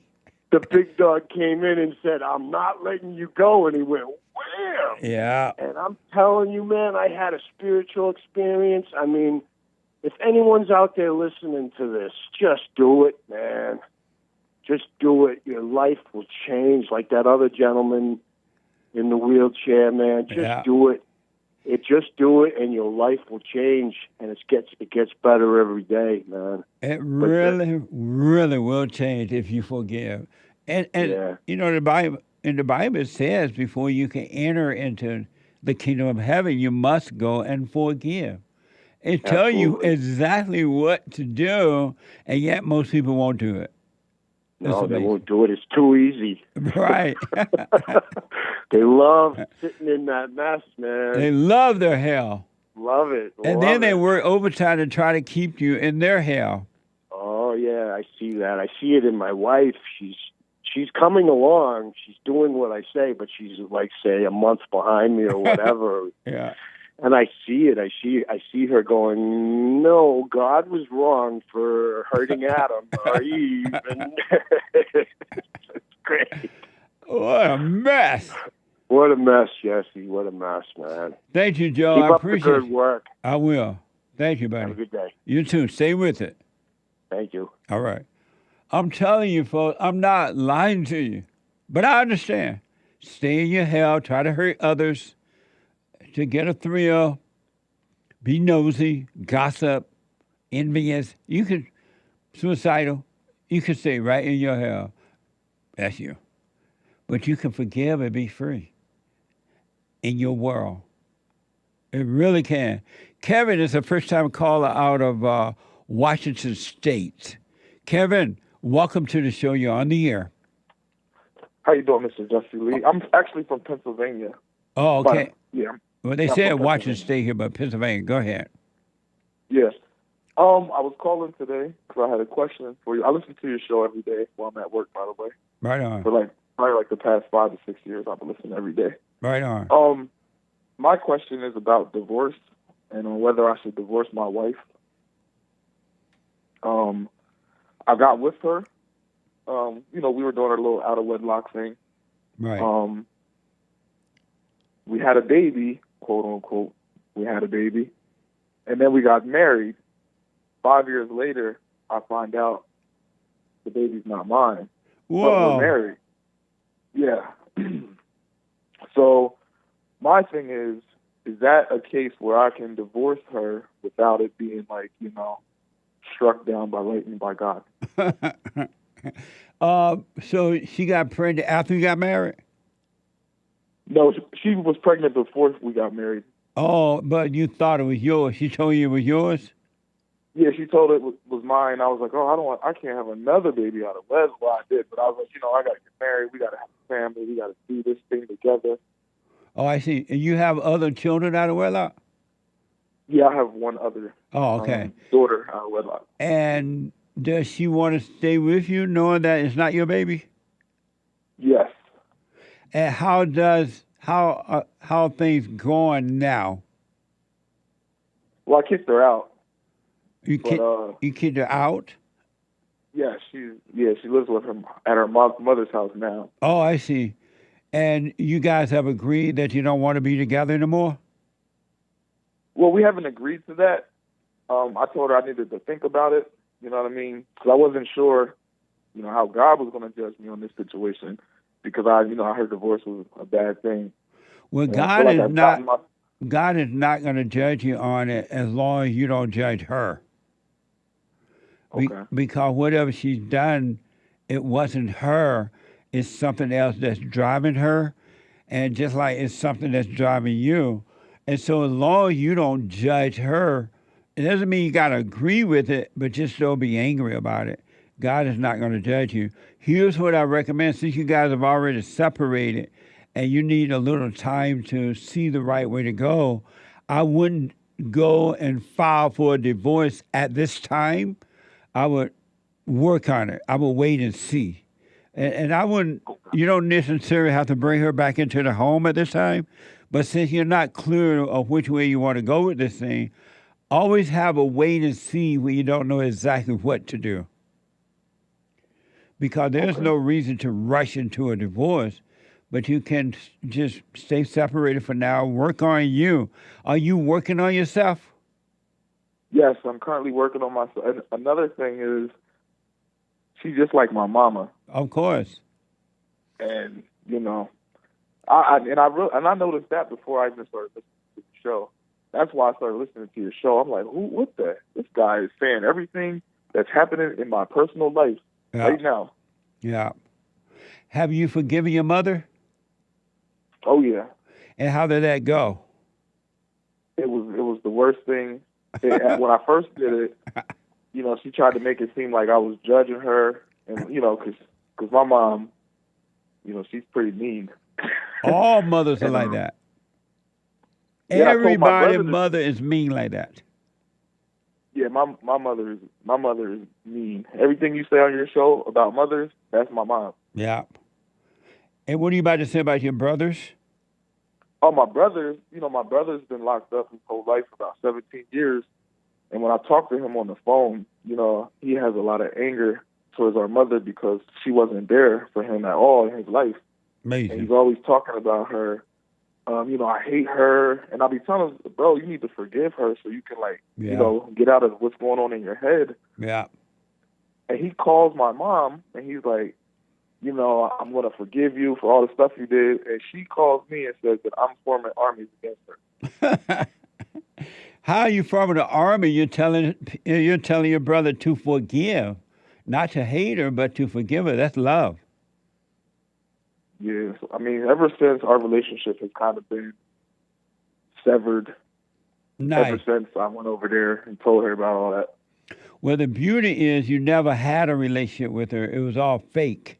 And it wasn't love. It wasn't a real relationship. Now you see that. I highly recommend that you work on yourself, do the silent prayer, and move on with your life. Get up and go to work, save your money, eventually buy yourself some property. And I'm telling you, man, you would see what to do with your wife's situation. You would see what to do with anything, and you'll be fine. But just take one step at a time. Don't hold anything against your mother. Don't hold anything against your wife. And don't hold anything against yourself. God is not judging you. God knows that you have never done anything wrong. It's that thing that's been driving you in your mind and emotion that come from anger, and you thought it was you, but God knows it wasn't you. So he has never judged you, and he never will.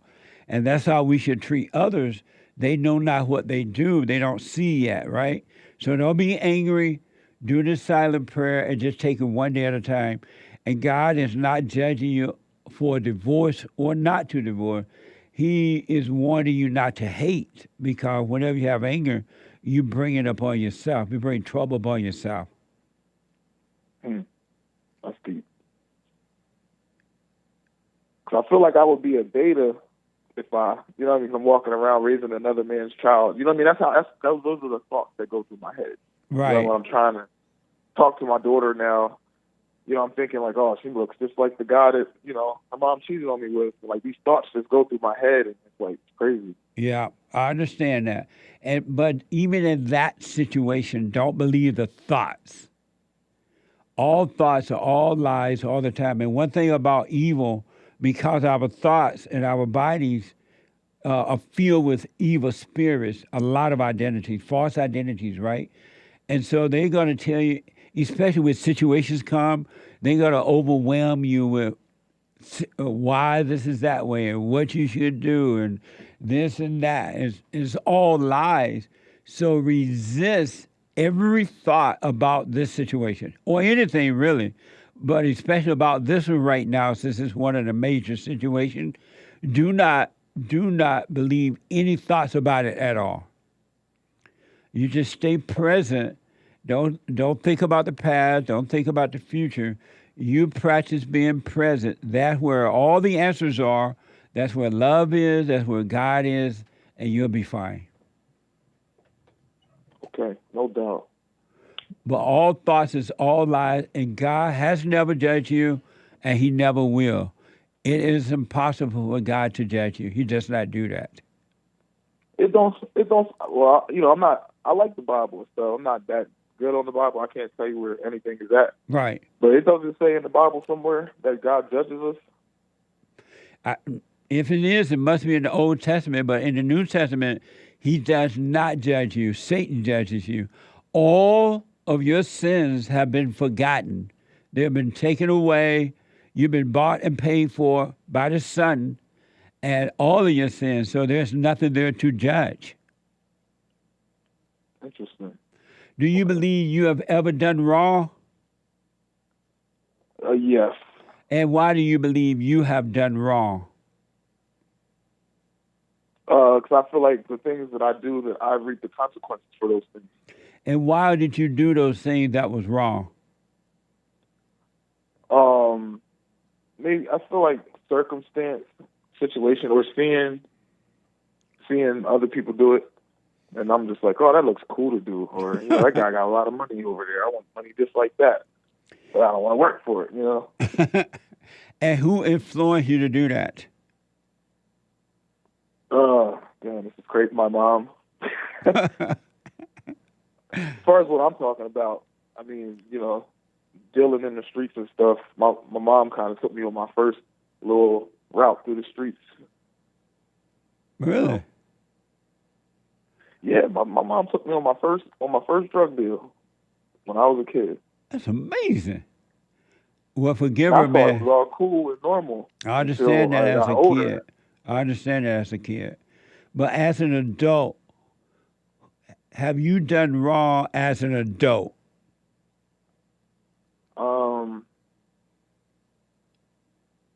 Have you ever done, as an adult, and I understand you were influenced by your mother as a kid to do that, but as an adult, have you ever done anything wrong?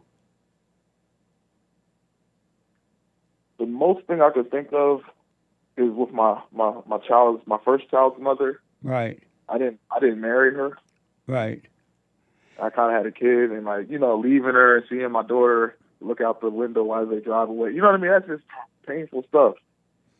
And I feel like that was wrong because I feel the pain from it, when I can't see her or when she has to, she's telling me what's going on over there. Oh, her mother won't let her see you?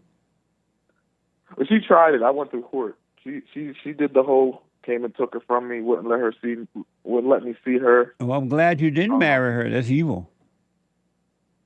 Yeah, but I feel bad because, now the homes are separated. But if you had married her, you'd be separated anyway. She would have destroyed you. So I feel like that's where I'm wrong, and I picked the wrong women. I don't know what's going on. I'm the common denominator here, so it has to be me. But now that you overcome your mother, you would never pick the wrong woman again.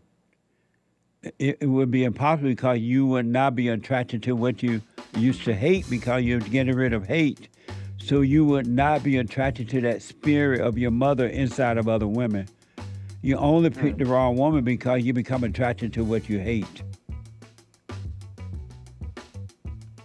Damn, that's crazy. Can you hold?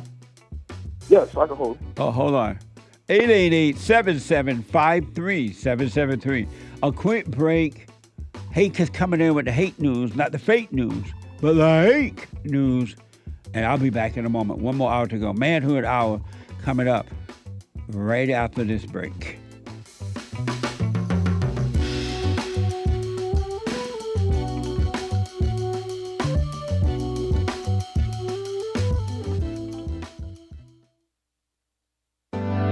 Steve, thank you for calling and thanks for holding. How have you been helped by the show? I'm going to tell you this. I believe you might go down in history as one of the greatest, if not the greatest, black man that ever lived on planet Earth, as far as I'm concerned. I don't know anybody before you that's been that great. Freeing the slaves is one thing, but you've been freeing people of their mind, which matters, it should be anyhow, to you more than anything else, because with the mind not being right, there ain't nothing else going to happen right anyway. If you can doubt every thought because you're not your thoughts, if you can doubt every thought, knowing that you're not your thoughts, you don't create them, they're not from God, that they're from the deceiver, the great deceiver, Satan. If you can doubt every thought, you can be free just like that. At an instant. Bring every thought into captivity. It's so amazing.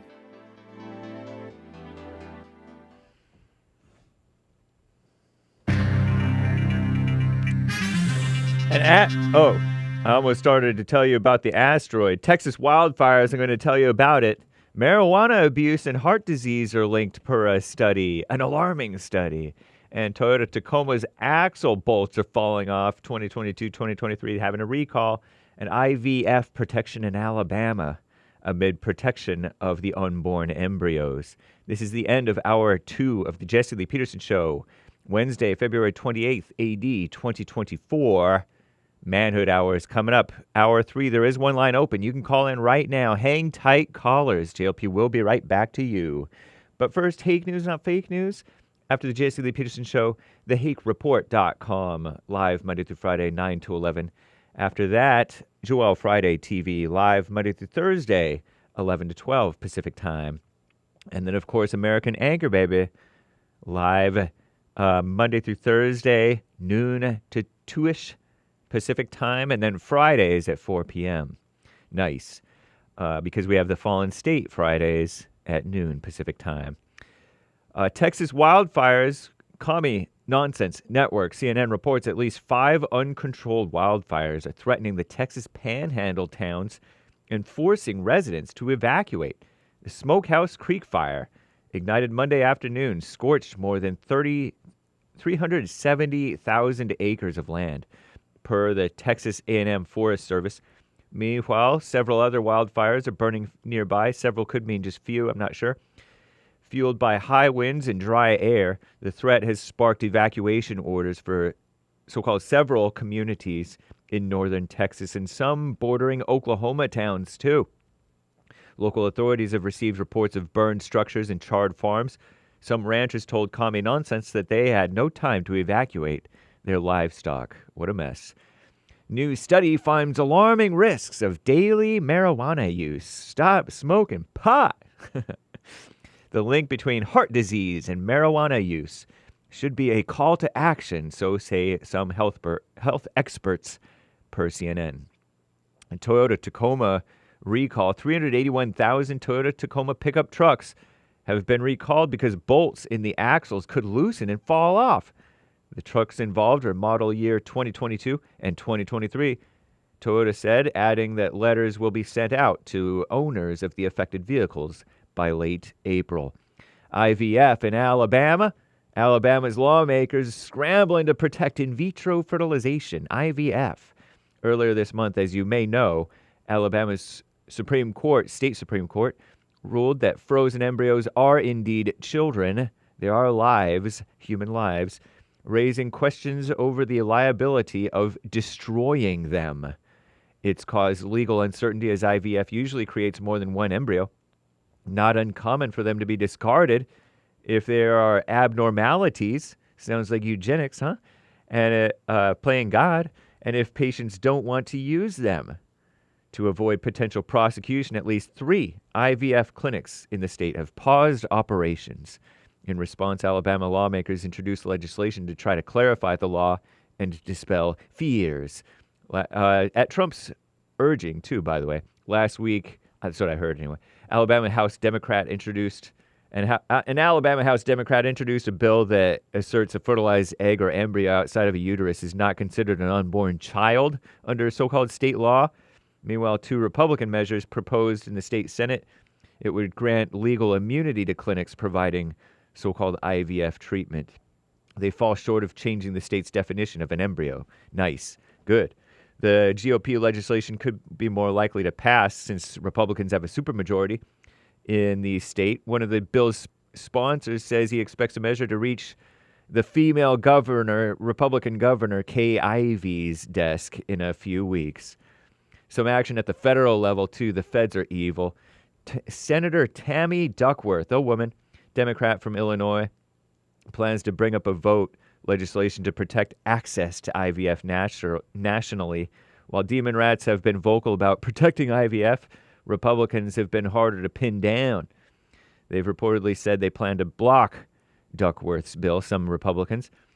In the House, some GOP members fully support a family's right to use IVF, but we'll see what's going on. I'm James Hake. Now back to JLP, Manhood Hour, Hour 3.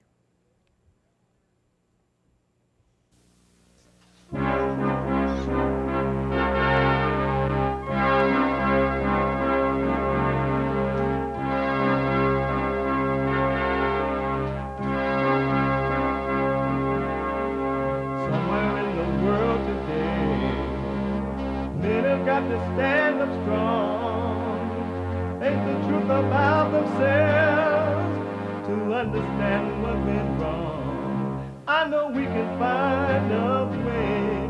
I know we can find a way. I know we can find a way to stand up, stand up,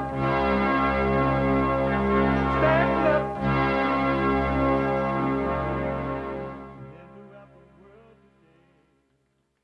up. Uniting the races with truth instead of dividing them with lies. We're also rebuilding the family by rebuilding the man. I'm Jesse Lee Peterson. Welcome to the third hour of the show today. Did I come in on time, Hake? Nope. I know, I feel that. Did you tell her son? No, because it's not his fault, it's your fault. Oh, my fault? Yeah. I can't point the finger at her son? We have every way that you can watch it, and you can, I don't know, hold on, let me see where I stopped off at. You can get involved by calling 888-775-3773, 888-77-JESSE. My biblical question for this week, what is hell? What is hell? Isn't that an amazing question? It's a doozy. We have every way that you can watch and support the show listed on JesseLeePeterson.com/show. JesseLeePeterson.com/show. And if you're busy, we are heard around the world by everybody and their mama. All around the world, if you're a flat earther, up and down the world. You still could be listening to the show if you're working out, driving a truck. I hear from a lot of truckers. Driving a truck, whatever you might be doing, you can be listening to the show on your iPhone or iPad at 641-793-1500. 641-793-1500. All right? And we are on JLP Talk on X and Jesse Lee Peterson on Instagram, so be sure to like, follow, subscribe, and support that as well. And to donate and have your comments read out loud, go to buymeacoffee.com/JLP Talk, buymeacoffee.com/JLP Talk, or rebuildingtheman.com, rebuildingtheman.com. It's Wednesday, and every Wednesday, the last hour of the show is always Manhood Hour. What is a man? What is a man? It's an adult human male. Manhood. Hillary or President Trump? I voted for Hillary Clinton. Beta male. A man is a male who turns to man. Alpha male. Live right, be right, and lead the way. The United States has a population of north of 327 million people. Why do we need more kids? Your party, Senator Tuberville, is the one screaming that 10 million immigrants streamed into the country, and you're claiming that that's too many people. But now you're saying illegal, lady. Need more kids? Can you explain? Who's the we and what's the purpose? Are you saying the we is white folks need more kids? Yes. That's the we, and that's the... We definitely need white babies. Shut up, bitch! I tremble at the idea that the white group is going down in numbers, because if you lose white folks, America, it's over for America. What the? The anchor baby did it. It's my first time seeing it. Amazing. Y'all see the anchor baby sitting there? Did you see anchor baby sitting there too? Me on the Dr. Phil show. I tremble at the idea that we're having too few white babies now. It's over for America. Just ask the people in Mommy Africa, South Africa, when white people left, we were doomed. What I want to do real fast here is go back to Kevin a first-time call out of Pennsylvania, and Kevin is thinking about divorce, but right now they're separated. He's going to wait and see what to do when he see what to do. Hey, Kevin. Yes. So, as an adult, can you name me one thing that you have done wrong, and you did it? As an adult, like I said, selling drugs was wrong. That's hurting people. But that would be because you were influenced as a kid by your mother, according to you. So she's the one that encouraged that. But as an adult, It doesn't influence. If you're influenced to do something, aren't you still doing it? I'm going to answer that in a minute. Okay. But as an adult, have you ever done anything wrong? Man, I don't know why this is so hard to answer. Are you I judge black? myself so much. Yeah, I'm black. Are you black? I don't sound black. Yeah, a little bit, but not all the way black. Good. Okay. But you say that you judge yourself so much? Yeah, I judge myself because I feel like I'm not where I should be in life. And where should So you I be? feel like I made the wrong decisions to get me where I'm at now. Oh, okay. And where? Like dropping out of college. Nice. Dropping out of college. Nice. And also, I didn't get to spend a lot of time with my father before he passed away. I feel like that was wrong. I feel like I was into myself too much.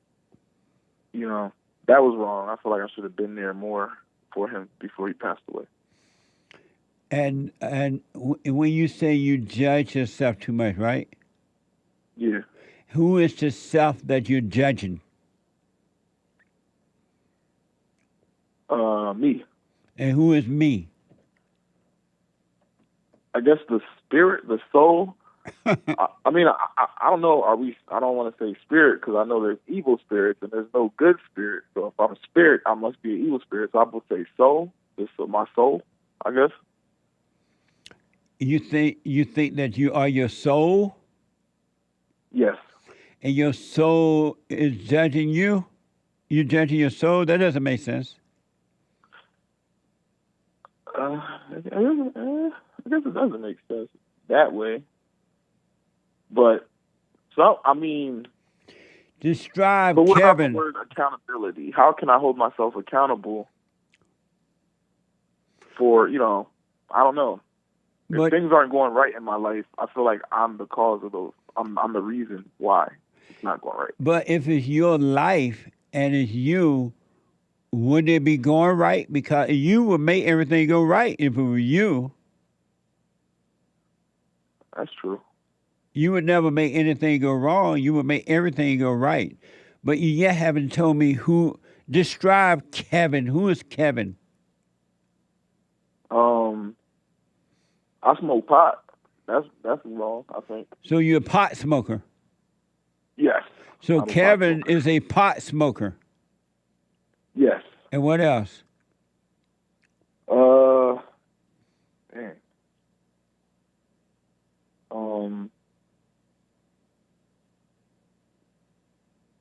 A slut maker. I'm a slut maker, and I smoke pot. Kevin is a pot head and a slut maker. And what else? That's pretty much it. So you just two things? Yeah. But I feel like those two things are, they've been holding me down. How do they hold you down? Well, females, they're my, females are, for some reason I picked the wrong females in life, so females are holding me down. Pot smoking, my dad told me when I was younger, he was like, it's okay to smoke weed, but it's going to mess your life up. That's what he told me. Yep. And all these years later, here I am,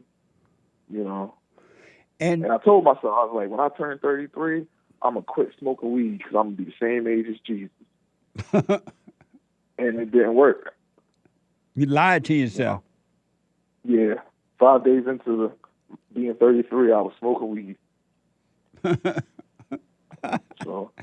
And so how did you feel knowing you had lied to yourself?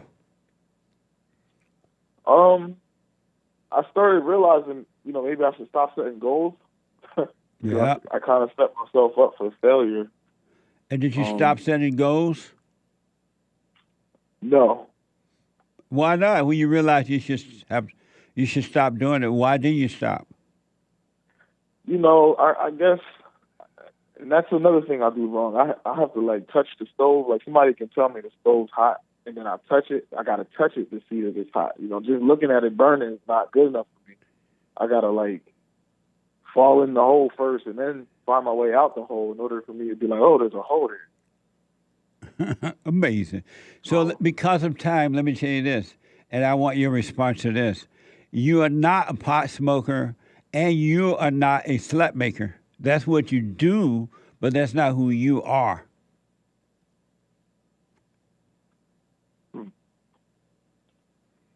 Okay, like Adam and Eve, didn't God punish them? That's not what you do. Respond to that first. You smoke pot and you do slut making, but that's not who you are. You say you want me to respond to that? Yes. I agree.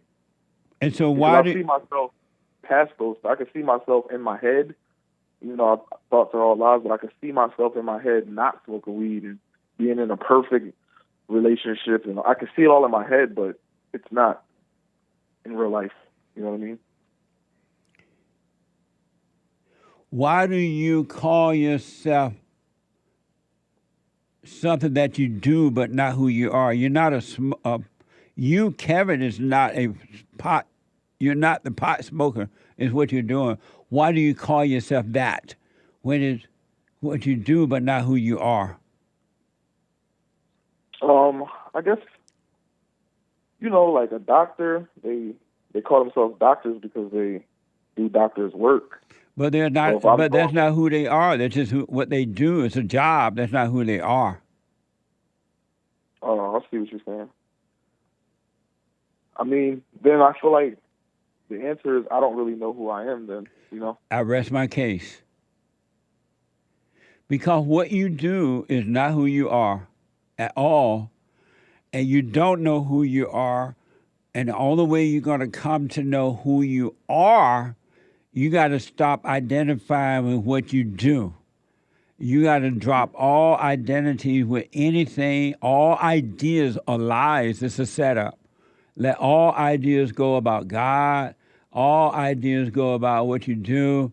You're none of those things, so that part of you could be taken away from you, and the real you will appear. But as long as you identify with the false you, you're never going to know the real you. Okay. Can I still call myself a Christian? You can call yourself that, but don't identify as that. Don't get an identity from it. It's just a way of communicating. Someone asked me, are you a Christian? Yes, I'm a Christian. But I don't identify with it at all. I don't get a sense of identity from it. Okay. And last but not least, you ask me about Adam and Eve. What did you say about them? Yeah, I was saying, like, the Adam and Eve, did they get punished? Didn't God punish them for being influenced by the snake in the garden? Didn't he punish them for that, for their actions after they were influenced? No, their action punished them because they turned away from the Father and they turned toward a brand new father, Satan, and Satan punished them. Oh, that's all Satan can do. He's nothing. There is no love in him, so he can only bring you grief. False happiness and grief. False happiness is grief too. Okay, so basically, Adam and Eve's action caused them their state that they were put in. Yeah, when they believed the lie, which is Satan, Satan became their God, and now the consequences of Satan is evil, and everything they go through and everything they feel, everything that happens is due to the God that they worship, which is the devil. Okay. I'm going to have my Bible thumper friend call in, too, because we have conversations about you all the time. he gets all angry and stuff. You know what I mean? And you know why he get angry? Why? Because he doesn't know the truth. He only has the intellectual knowledge about the truth, and so he still has anger. Satan is still his God. Because if he didn't have anger, he could never get angry just because someone disagreed. There would be no anger if that spirit wasn't in him. Yeah, he's a super Bible thumper. Everything's about Jesus. Everything's about God. But when I showed him your show, he was like, "This guy is terrible. Don't be listening to him and stuff." And I'm like, "Bro, what is?" And I asked him, I was like, "Give me one thing this guy says that you disagree with." And he's like, "Everything." And I'm like, "Okay, just give me one thing." And he's like, "Everything." He can't name one thing. Cannot name one thing. Yeah. So here's what I want you to know real fast about Adam and Eve is that when Eve believed the serpent, long story short, he became her God. Satan became the woman's God, and she could no longer obey her husband. And that's why women don't obey their husband today, because they have the evil nature of the devil that was passed down from Eve to all women. And women don't have love, they only have hate, because Satan is the woman's God, and the God above is the man's God. But the woman is the man's God until he forgive his mother. And when he forgive his mother, then God will become his God again, and he would no longer obey the woman, and the woman would have to obey him.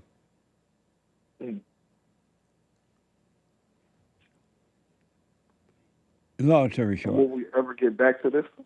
You as far as like, you can get back to it right now if you stay out of your thought. You forgiving your parents.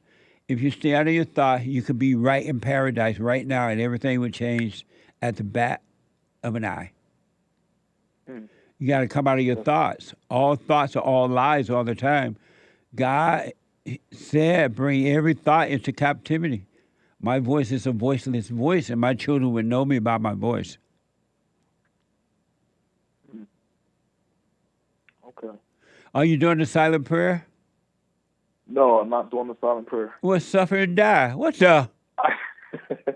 I know. I keep hearing you say it, but I don't know. I'm scared. Like I want it to be like, I don't know, because when people start talking about doing the prayers and stuff, I'm like, I don't know. Well, that's not you just feeling the fear. That's Satan in you, and you identify with the spirits of evil. It is afraid for you to do it because it knows that the light of God is going to shine on it, because you're going to let go. God's going to bring you out of those thoughts, and you're going to let go. And Satan knows that. He doesn't want you to be still and let the light of God make him depart from you. He has to go and find another human being to live in. So I'm going to try it today. For the first time in 5 years of hearing you talk about it today, I'm going to try it.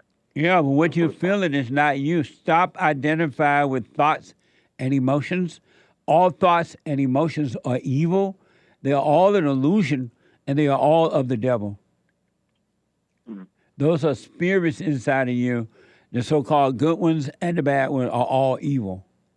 And so don't identify with those things anymore either. Okay. And so in closing, for now, you and your wife stay separated.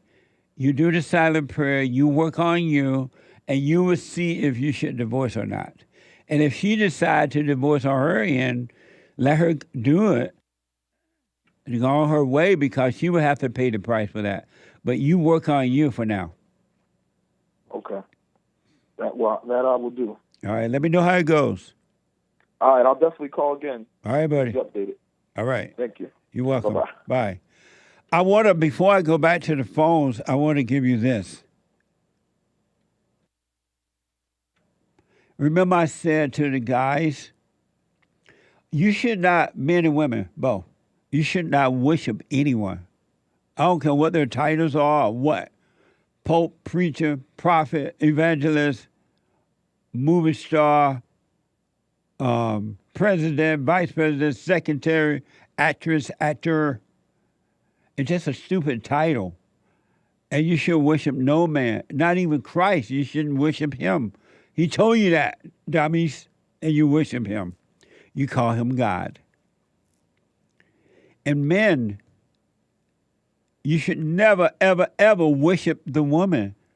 Stop catering to her ego.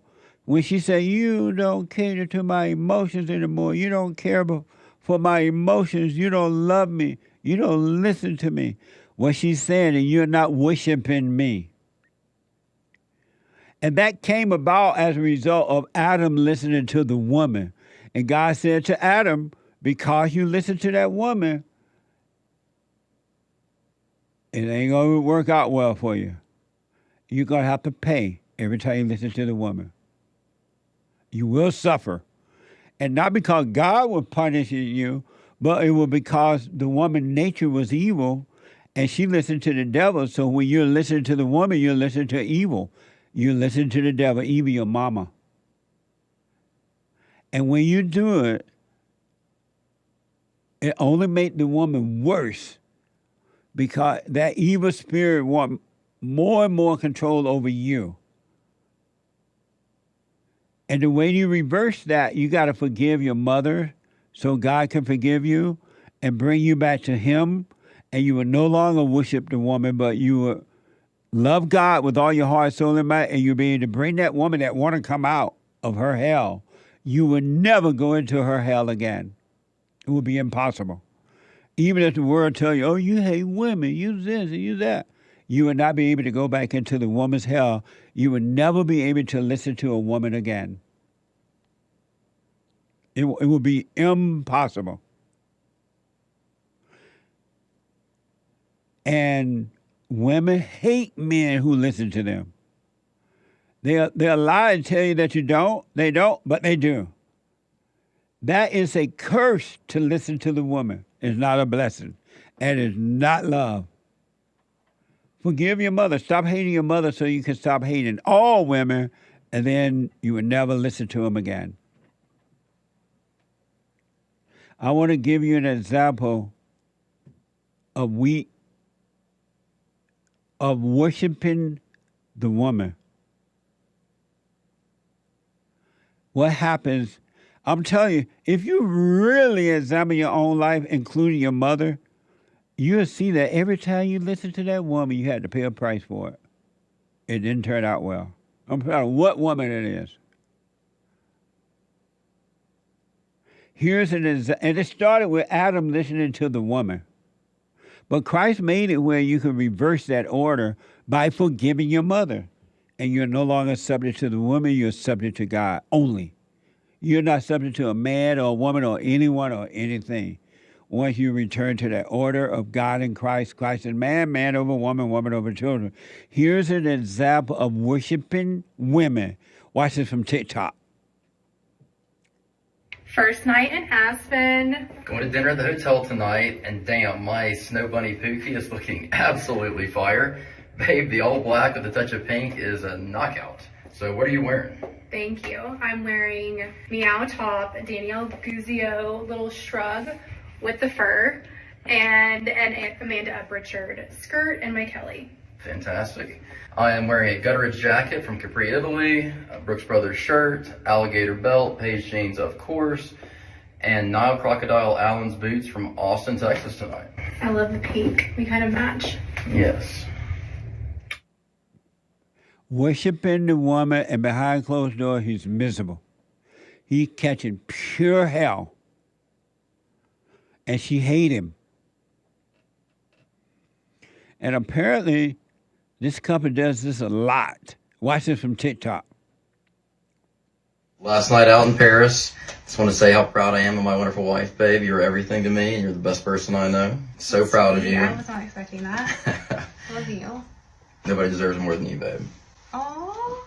You look absolutely amazing. I'm wearing a cat suit from Revolve, and my heels are La Femme that look like YSL.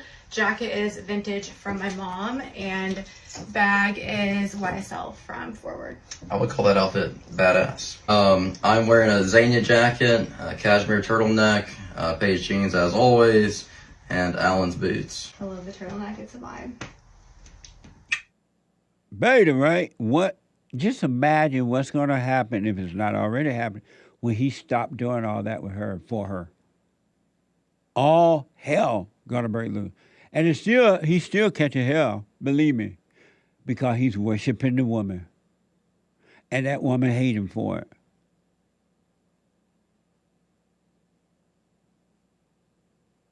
You are not supposed to worship the woman, men. Overcome your mothers by forgiving them for setting you up like this, by making you angry and turning you away from the Father.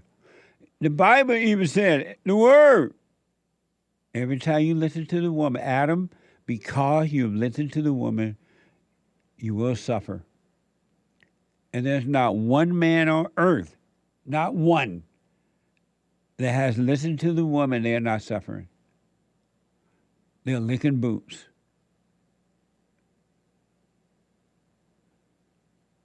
According to the New York Post, comedian Ari Shaffir has gone viral for sharing a surprise date he planned for his ex-girlfriend. The date story was a hit online, with women absolutely loving how much effort a man had put in. Watch this from YMH Studios. What is the sweetest thing you've ever done for someone? I said to a lady, I said, clear a weekend for me. What are we doing? Don't worry about that. Clear the weekend. She's like, oh, where are we going? I'm like, don't worry about that. Just pack a bag. We start driving and driving. About an hour and a half later, we hit the Mississippi border. We get through the town of Philadelphia, Mississippi. And then next day, got up, went to get breakfast. She's, what's going on? She's like, you'll see. Got some breakfast at some diner, then started driving around the town. Dolly Parton's playing. She doesn't play anymore. I know. She stopped. She's doing one fundraiser for Marty Stewart. He has a museum, a country music museum in Philadelphia, Mississippi. She decided to do one show for him. And tickets went on sale months and months before. I waited in line to get tickets and went to see Dolly Parton at a 500-seater, 12 rows back. It was the best. And she was like, this is great. I would have packed certain clothes if I knew it was going to be Dolly Parton. I was like, damn it. If I only realized that and brought one of your friends over to your house to pick out outfits that you would have worn. And that's what's in the other bag. And it was all her tassels. Oh my God. All her boots, different outfits. Stop. It was the best. It was so good. It was so fun. That is the best story I've ever heard so far. Now you see why she is now his ex-girlfriend. He worship her, and she's an ex now.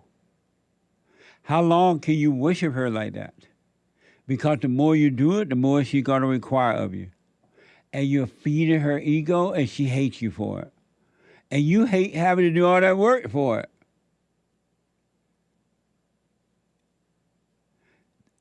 That man is a sad, pathetic male.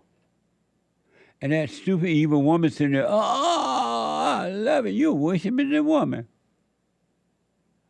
You're never going to have peace like that with a woman if you worship her. Women need you to bring her out of their hell they're in, not worship them in the hell. Don't go in the hell with them.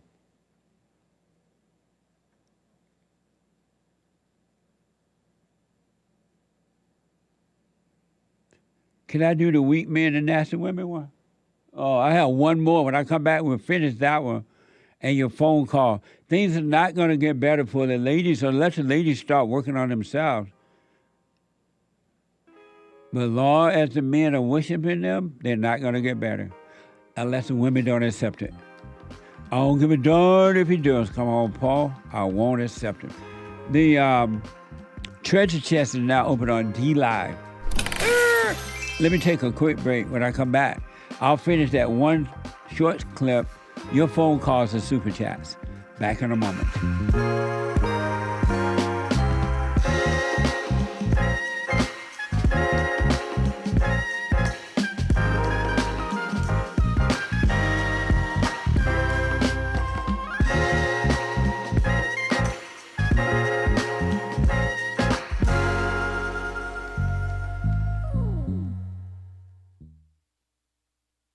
Check out my book, For Raised to Responsibility.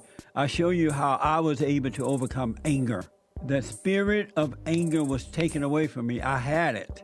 And as a result of having anger, I was insecure. I had doubt, worry, fear. I was in a fallen state and didn't know it. And it wasn't until I went and forgave my mother who tried to turn me away from my father. I forgave my father for not being there and returned back to him. My spirit connected with his spirit, and through him, I was able to return to God. And I have perfect peace. Perfect love casts out anger. And when anger is gone, fear and doubt, worry, insecurity, suicidal thoughts, all of that is gone, and you are free. Amazon.com, Barnes & Noble, or if you want an autographed copy, you can go to my website at rebuildingtheman.com or call 800-411-BOND.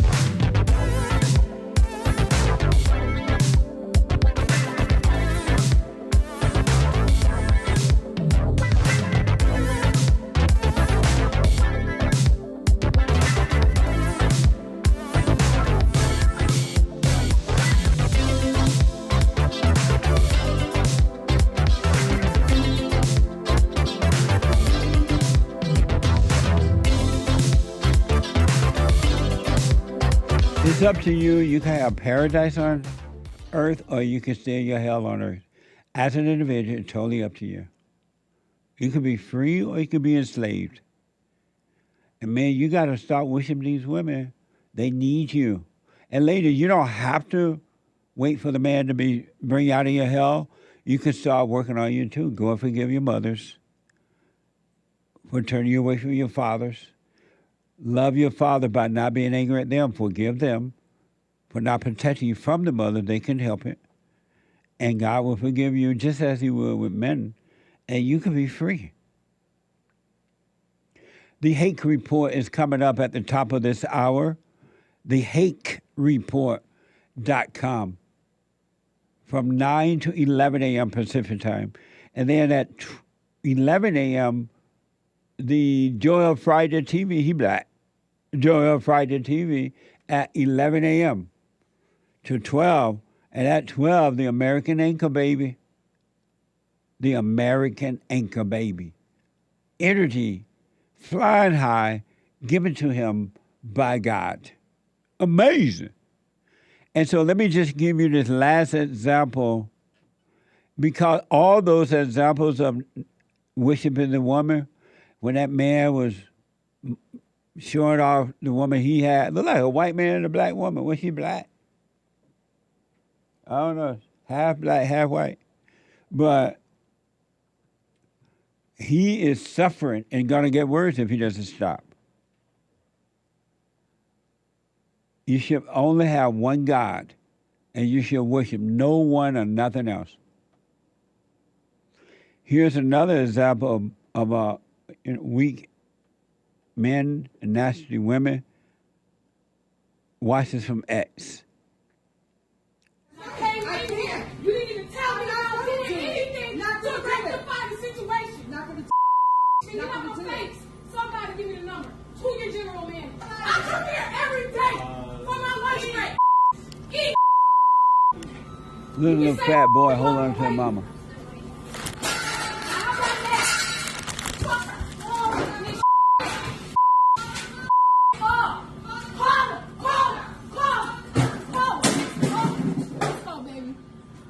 Isn't that a good example for the son? Pick it all up. I ain't destroying shit. I'm making it messy in this.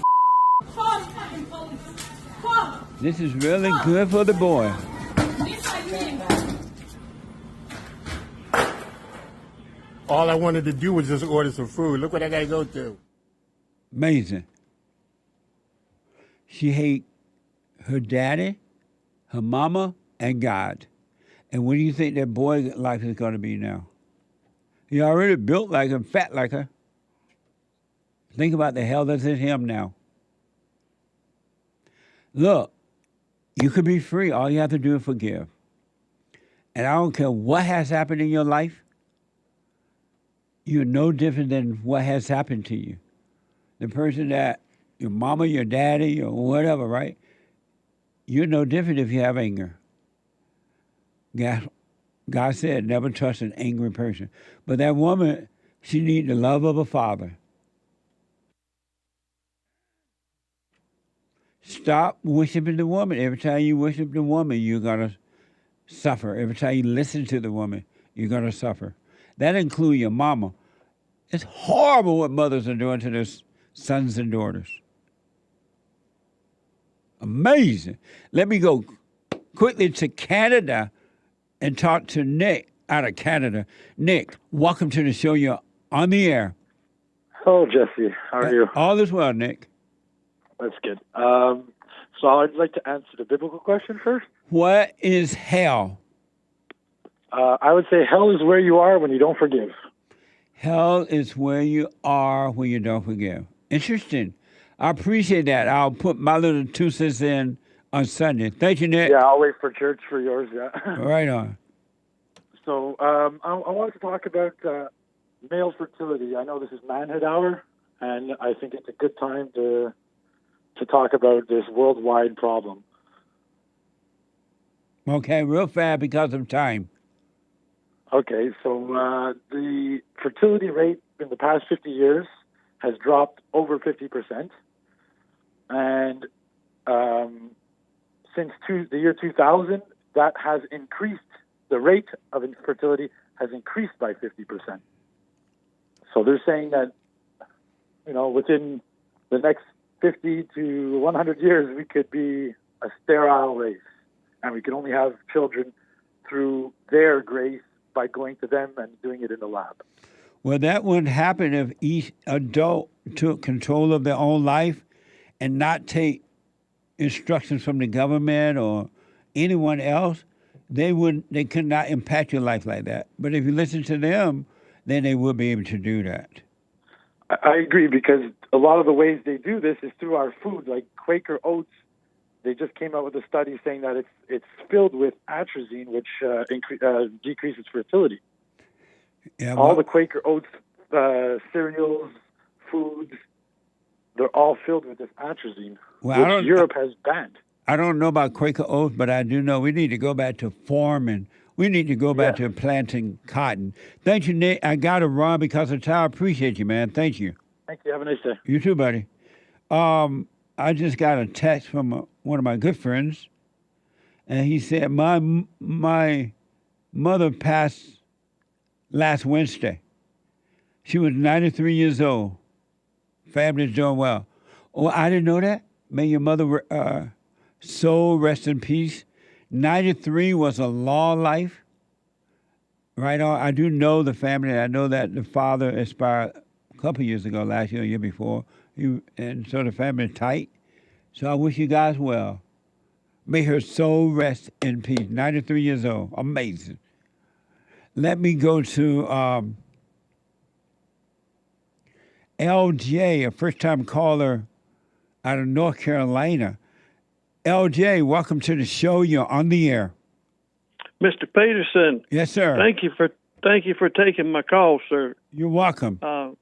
You have no idea how much I appreciate your philosophy and your exposing the truth and the facts and really fighting the evil that we have around us in this country. I'm so glad I found you and been following you for a while now, and I'd like to say that, sir, you are an inspiration.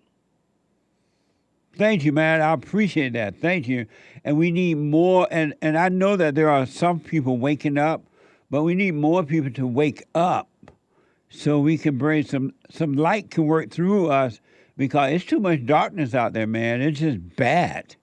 It's terrible, Mr. Peterson. Yeah. And I'd like to say a couple of things and get your opinion on them. But the main thing, and I've listened to your talk here shortly now on these other callers and about the women and so forth, and I couldn't agree more. And first and foremost, in my life, Jesus comes first. Right on. No But, you know, I've watched your videos and so forth, Mr. Peterson, and you've confronted the evil, and I'm so glad that you have exposed it. These people who claim to be homosexual or they're transgenders and so forth, and the filth is in the classrooms around our schools nationwide. They're letting this filth come right through the children. And you know where the real filth is, LJ? Because of time, and I want you to call me again. The real filth is in the home. It starts in the home, and then when the kids leave the home, they're subject to what's happening in the world. But if the parents loved what was right and loved their children, when their kids went out into the world, it wouldn't be so easy for them to fall into that. Exactly, and you know, people are falling in the wrong. They're just going to these so-called churches that are these so-called women preachers and so forth. And look, it's just a false doctrine that's being exposed to these people, and they're falling for it. Yeah. And thank God for people like you that are exposing this. There's no such thing as a woman preacher. Right. You know that, and I know that. Yeah. That's There's crazy. no such thing. Yeah. No, the book of Timothy is very clear.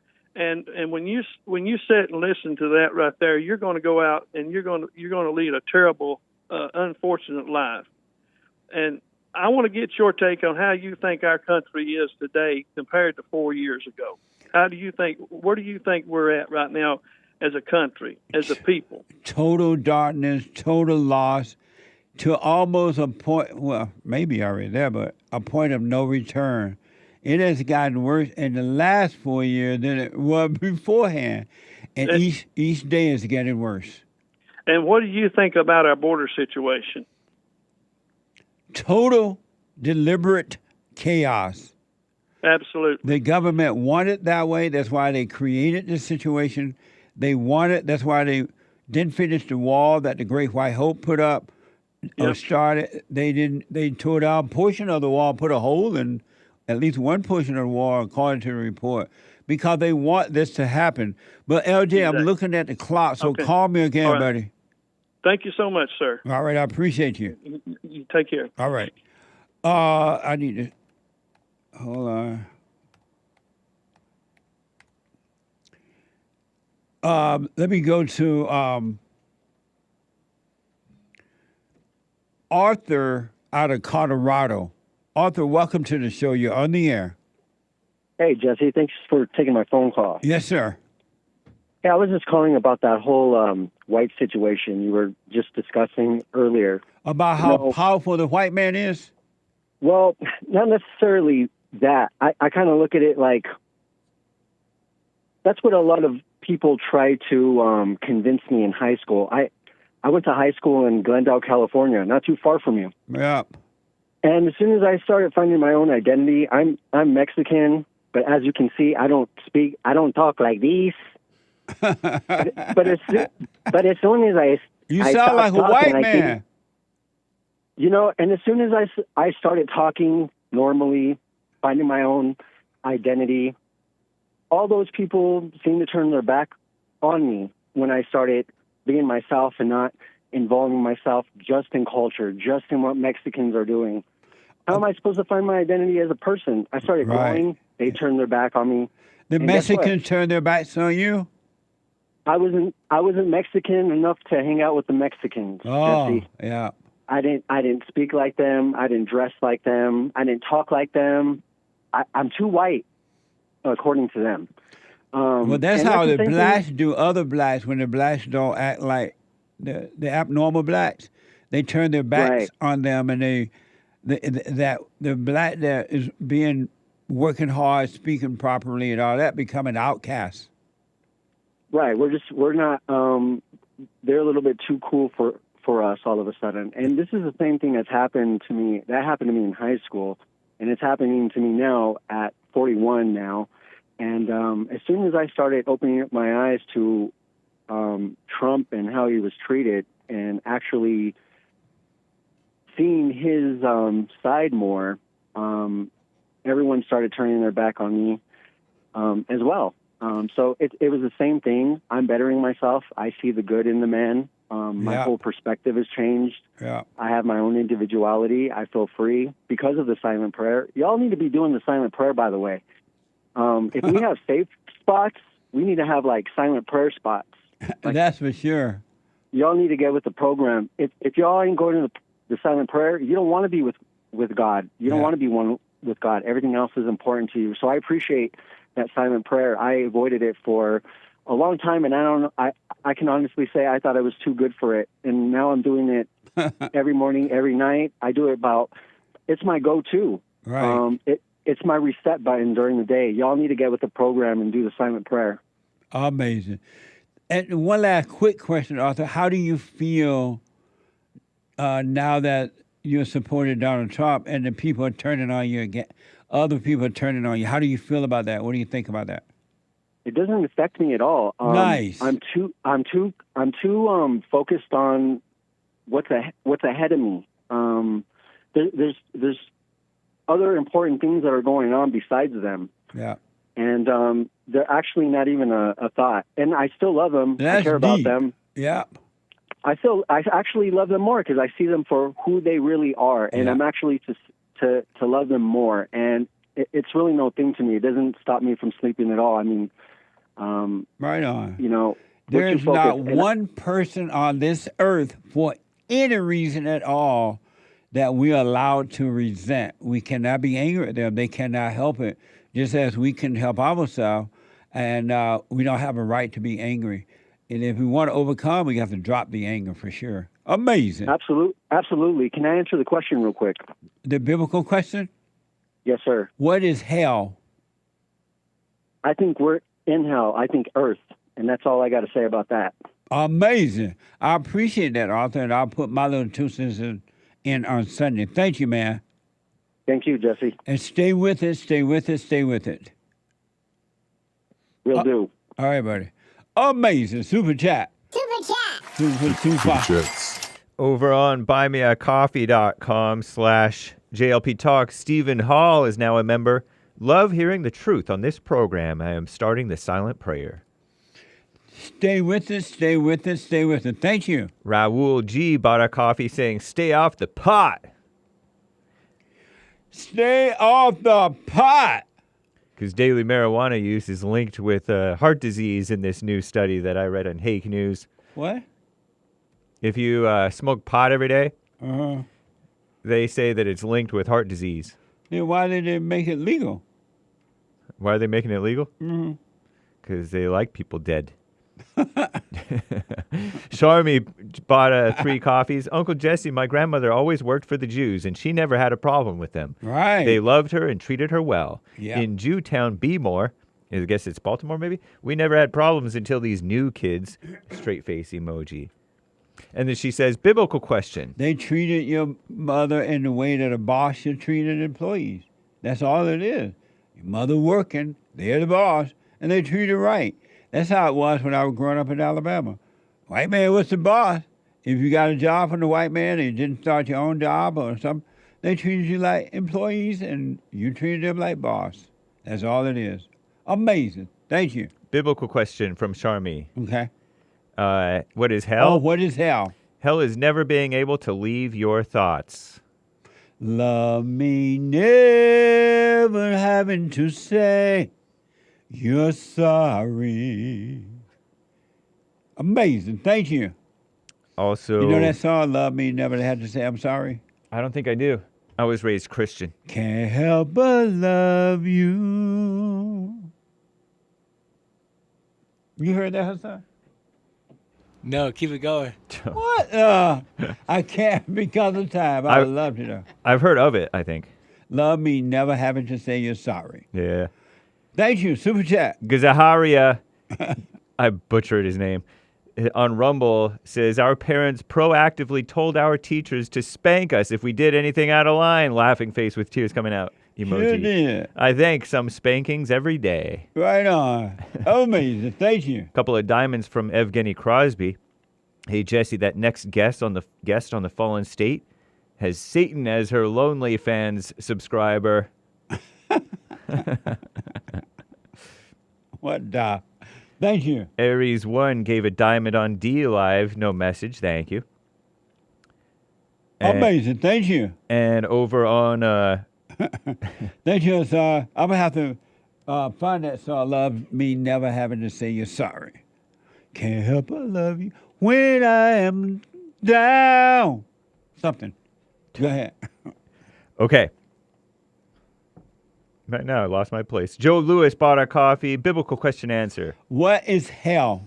My imaginations and illusions are hell. Anyone being unconscious and living with the spirit of anger can't enter the kingdom, so will be left to suffer and die. When you don't have God, you won't have perfect peace, so you'll always be beta. Amazing. I'll put my little 2 cents in on Sunday.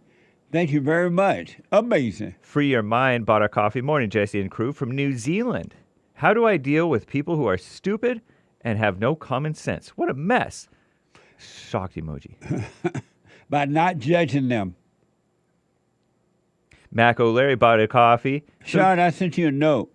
So, Jesse, while we're talking about mamas, my mother texted me the other day and said for her birthday she'd like me and my brothers to pay her vacation to Jamaica. She said my brothers said no problem. I told her that sounds nice, but people in hell want ice water. That's right. That's amazing. Tell your mama pay all the way to Jamaica if you want to go. What amazing. Chris Person 77 bought a coffee. Biblical question answer. What is hell? Hell is being lost in the thoughts. Amazing. I'll put my 2 cents in on Sunday. Thank you. Aries 1, Evgeny Crosby, WD41. I have books that are amazing. Zealous Hermit, and the rest of the D Live supporters. Thank you guys for your support. Appreciate that. And thank you guys. I think that's all for now. Thank you. Amazing. Let me see how many calls I can squeeze in here in the last few minutes we have. Todd is out of Indiana. Todd, welcome to the show. Yes, sir. I've got an answer for your biblical question. What is hell? Hell is Gary, Indiana. You can say that again. Yeah. I think that in 20 years it'll be better if we make it that long, just because Illinois is such a dump and taxes and everything else. So you think Gary, Indiana is going to get better? Yes. Do you live in it's Gary? Not as bad as what I live in Crown Point, a little bit further north. I know where that is. South. Sorry. Yeah. Yeah. I think it's not as bad as it was in the 90s, but yeah, it's still pretty bad. I had something to say about that Nikki Haley real quick. Nikki Haley? Yeah. The so-called woman running for president, Republican? Yeah. Yeah, go ahead. Yeah. I believe she's still running because she's got this evil person named George Soros that's backing her financially. Oh, he is backing her? Yeah, I believe so. Oh, but you don't have any proof yet? Well, I mean, I guess. Because I was wondering, I know I heard that some Democrats were backing her, and I know they're backing, if that's true or not, if it's true, they're backing her because they're trying to hurt Trump, not because they support her running for president. Correct, which leads to Soros. Yeah, he's evil. He's he's a mess. Well, I don't know about the Soros thing, but you're absolutely right. He's evil, and he wants nothing but destruction for personal gain. I agree. Thank you, Todd. Thank you so much, Jesse. All right, buddy. Amazing. Kelsey out of California. Kelsey, welcome to the show. You're on the air. Hey, Jesse, how are you? All is well, sir. Oh, can I hear how are you? I'm sorry? How are you? All is well. Thank you, man. Amazing. Amazing. I want to talk about how people victimize themselves. Okay, go ahead. I'm tired of people blaming other people for their own actions. Yeah. Do you understand? I know you understand because you preach the truth. However, when you're trying to go about your day, there's people that blame what's called racism and criticism, and they felt that way before they even walked out the door. Right. Absolutely. And isn't that crazy? It is, to think man. that like somebody else is responsible for your own mess. Yeah. And the way you avoid them getting to you is never get angry at them. Just understand they can't see, but they'll get mad at them for not being able to see. Right. That's the one thing I learned from you, Jesse, is I don't judge them. I realize that what's in me isn't what's in them. Yes, absolutely. Amazing. So I've been blessed with that knowledge. So like when I don't judge them. I don't even confront them when I hear what's going on. That's right. I try to fucking. Oh, excuse me. Oh my God. I cussed online. Oh my God. I'm sorry, Jesse. Okay. I told them, I'm like, hey, like you need to see this inside yourself. Yeah. Before you decide to judge somebody outside yourself. Yes. Because what's happening outside of you is happening within you. Yes. Amazing. Correct.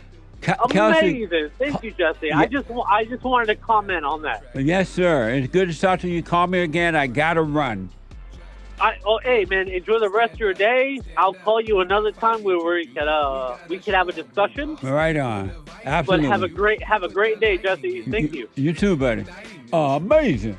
I'm out of time. Become your own man, your own woman. Get on the street and narrow. Work on you.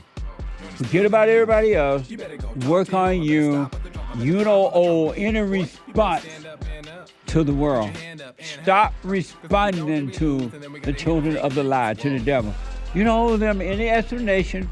But if you offend someone, forgive them, apologize to them, and be done with it. But you don't owe any, and stop responding to the devil inside of your mind and outside of you, inside of others. Do the silent prayer. Forgive your mama, your daddy, and you're going to have an amazing life right here on earth. All right? Hake is coming up now. Thank you all for your super chats and your support. Hake coming up now. I got to go. Tomorrow is Bible Thumper Thursday. Take care. Must know that so you get something went wrong, but face the truth about yourself and just seek first God's kingdom, cause I know we can find a way. I know we can find a way.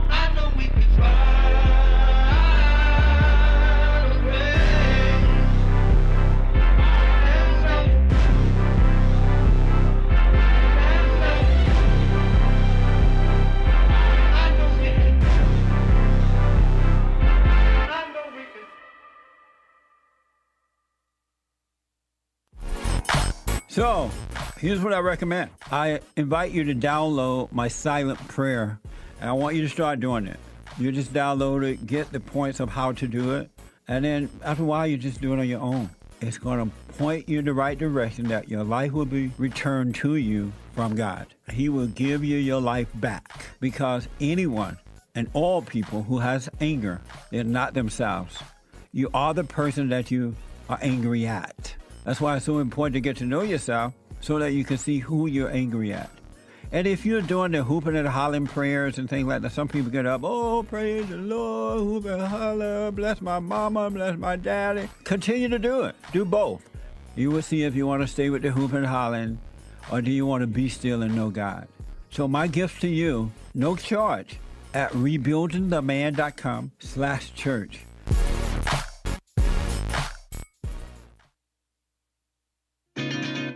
Other than sex, I wonder, why would a man even need a woman today? Women don't know how to cook. They don't know how to clean. They're in competition with men. They don't want to be wives and mothers. Some want to get married, but they don't want to live in that proper position of life. Because the only purpose of marriage is to have a family. And that's been known forever. And so if you don't want to have children, there is no need to get married. And so I was wondering, why would a man even get married today? I never thought I'd see the day when women would come out of her natural role and be like a man. Even though she hate that role. When she was with a man that's weak, she hate him. But if he try to be strong, she'll stop it. I never imagined that. You're seeing good destroyed and abnormal is presented as normal.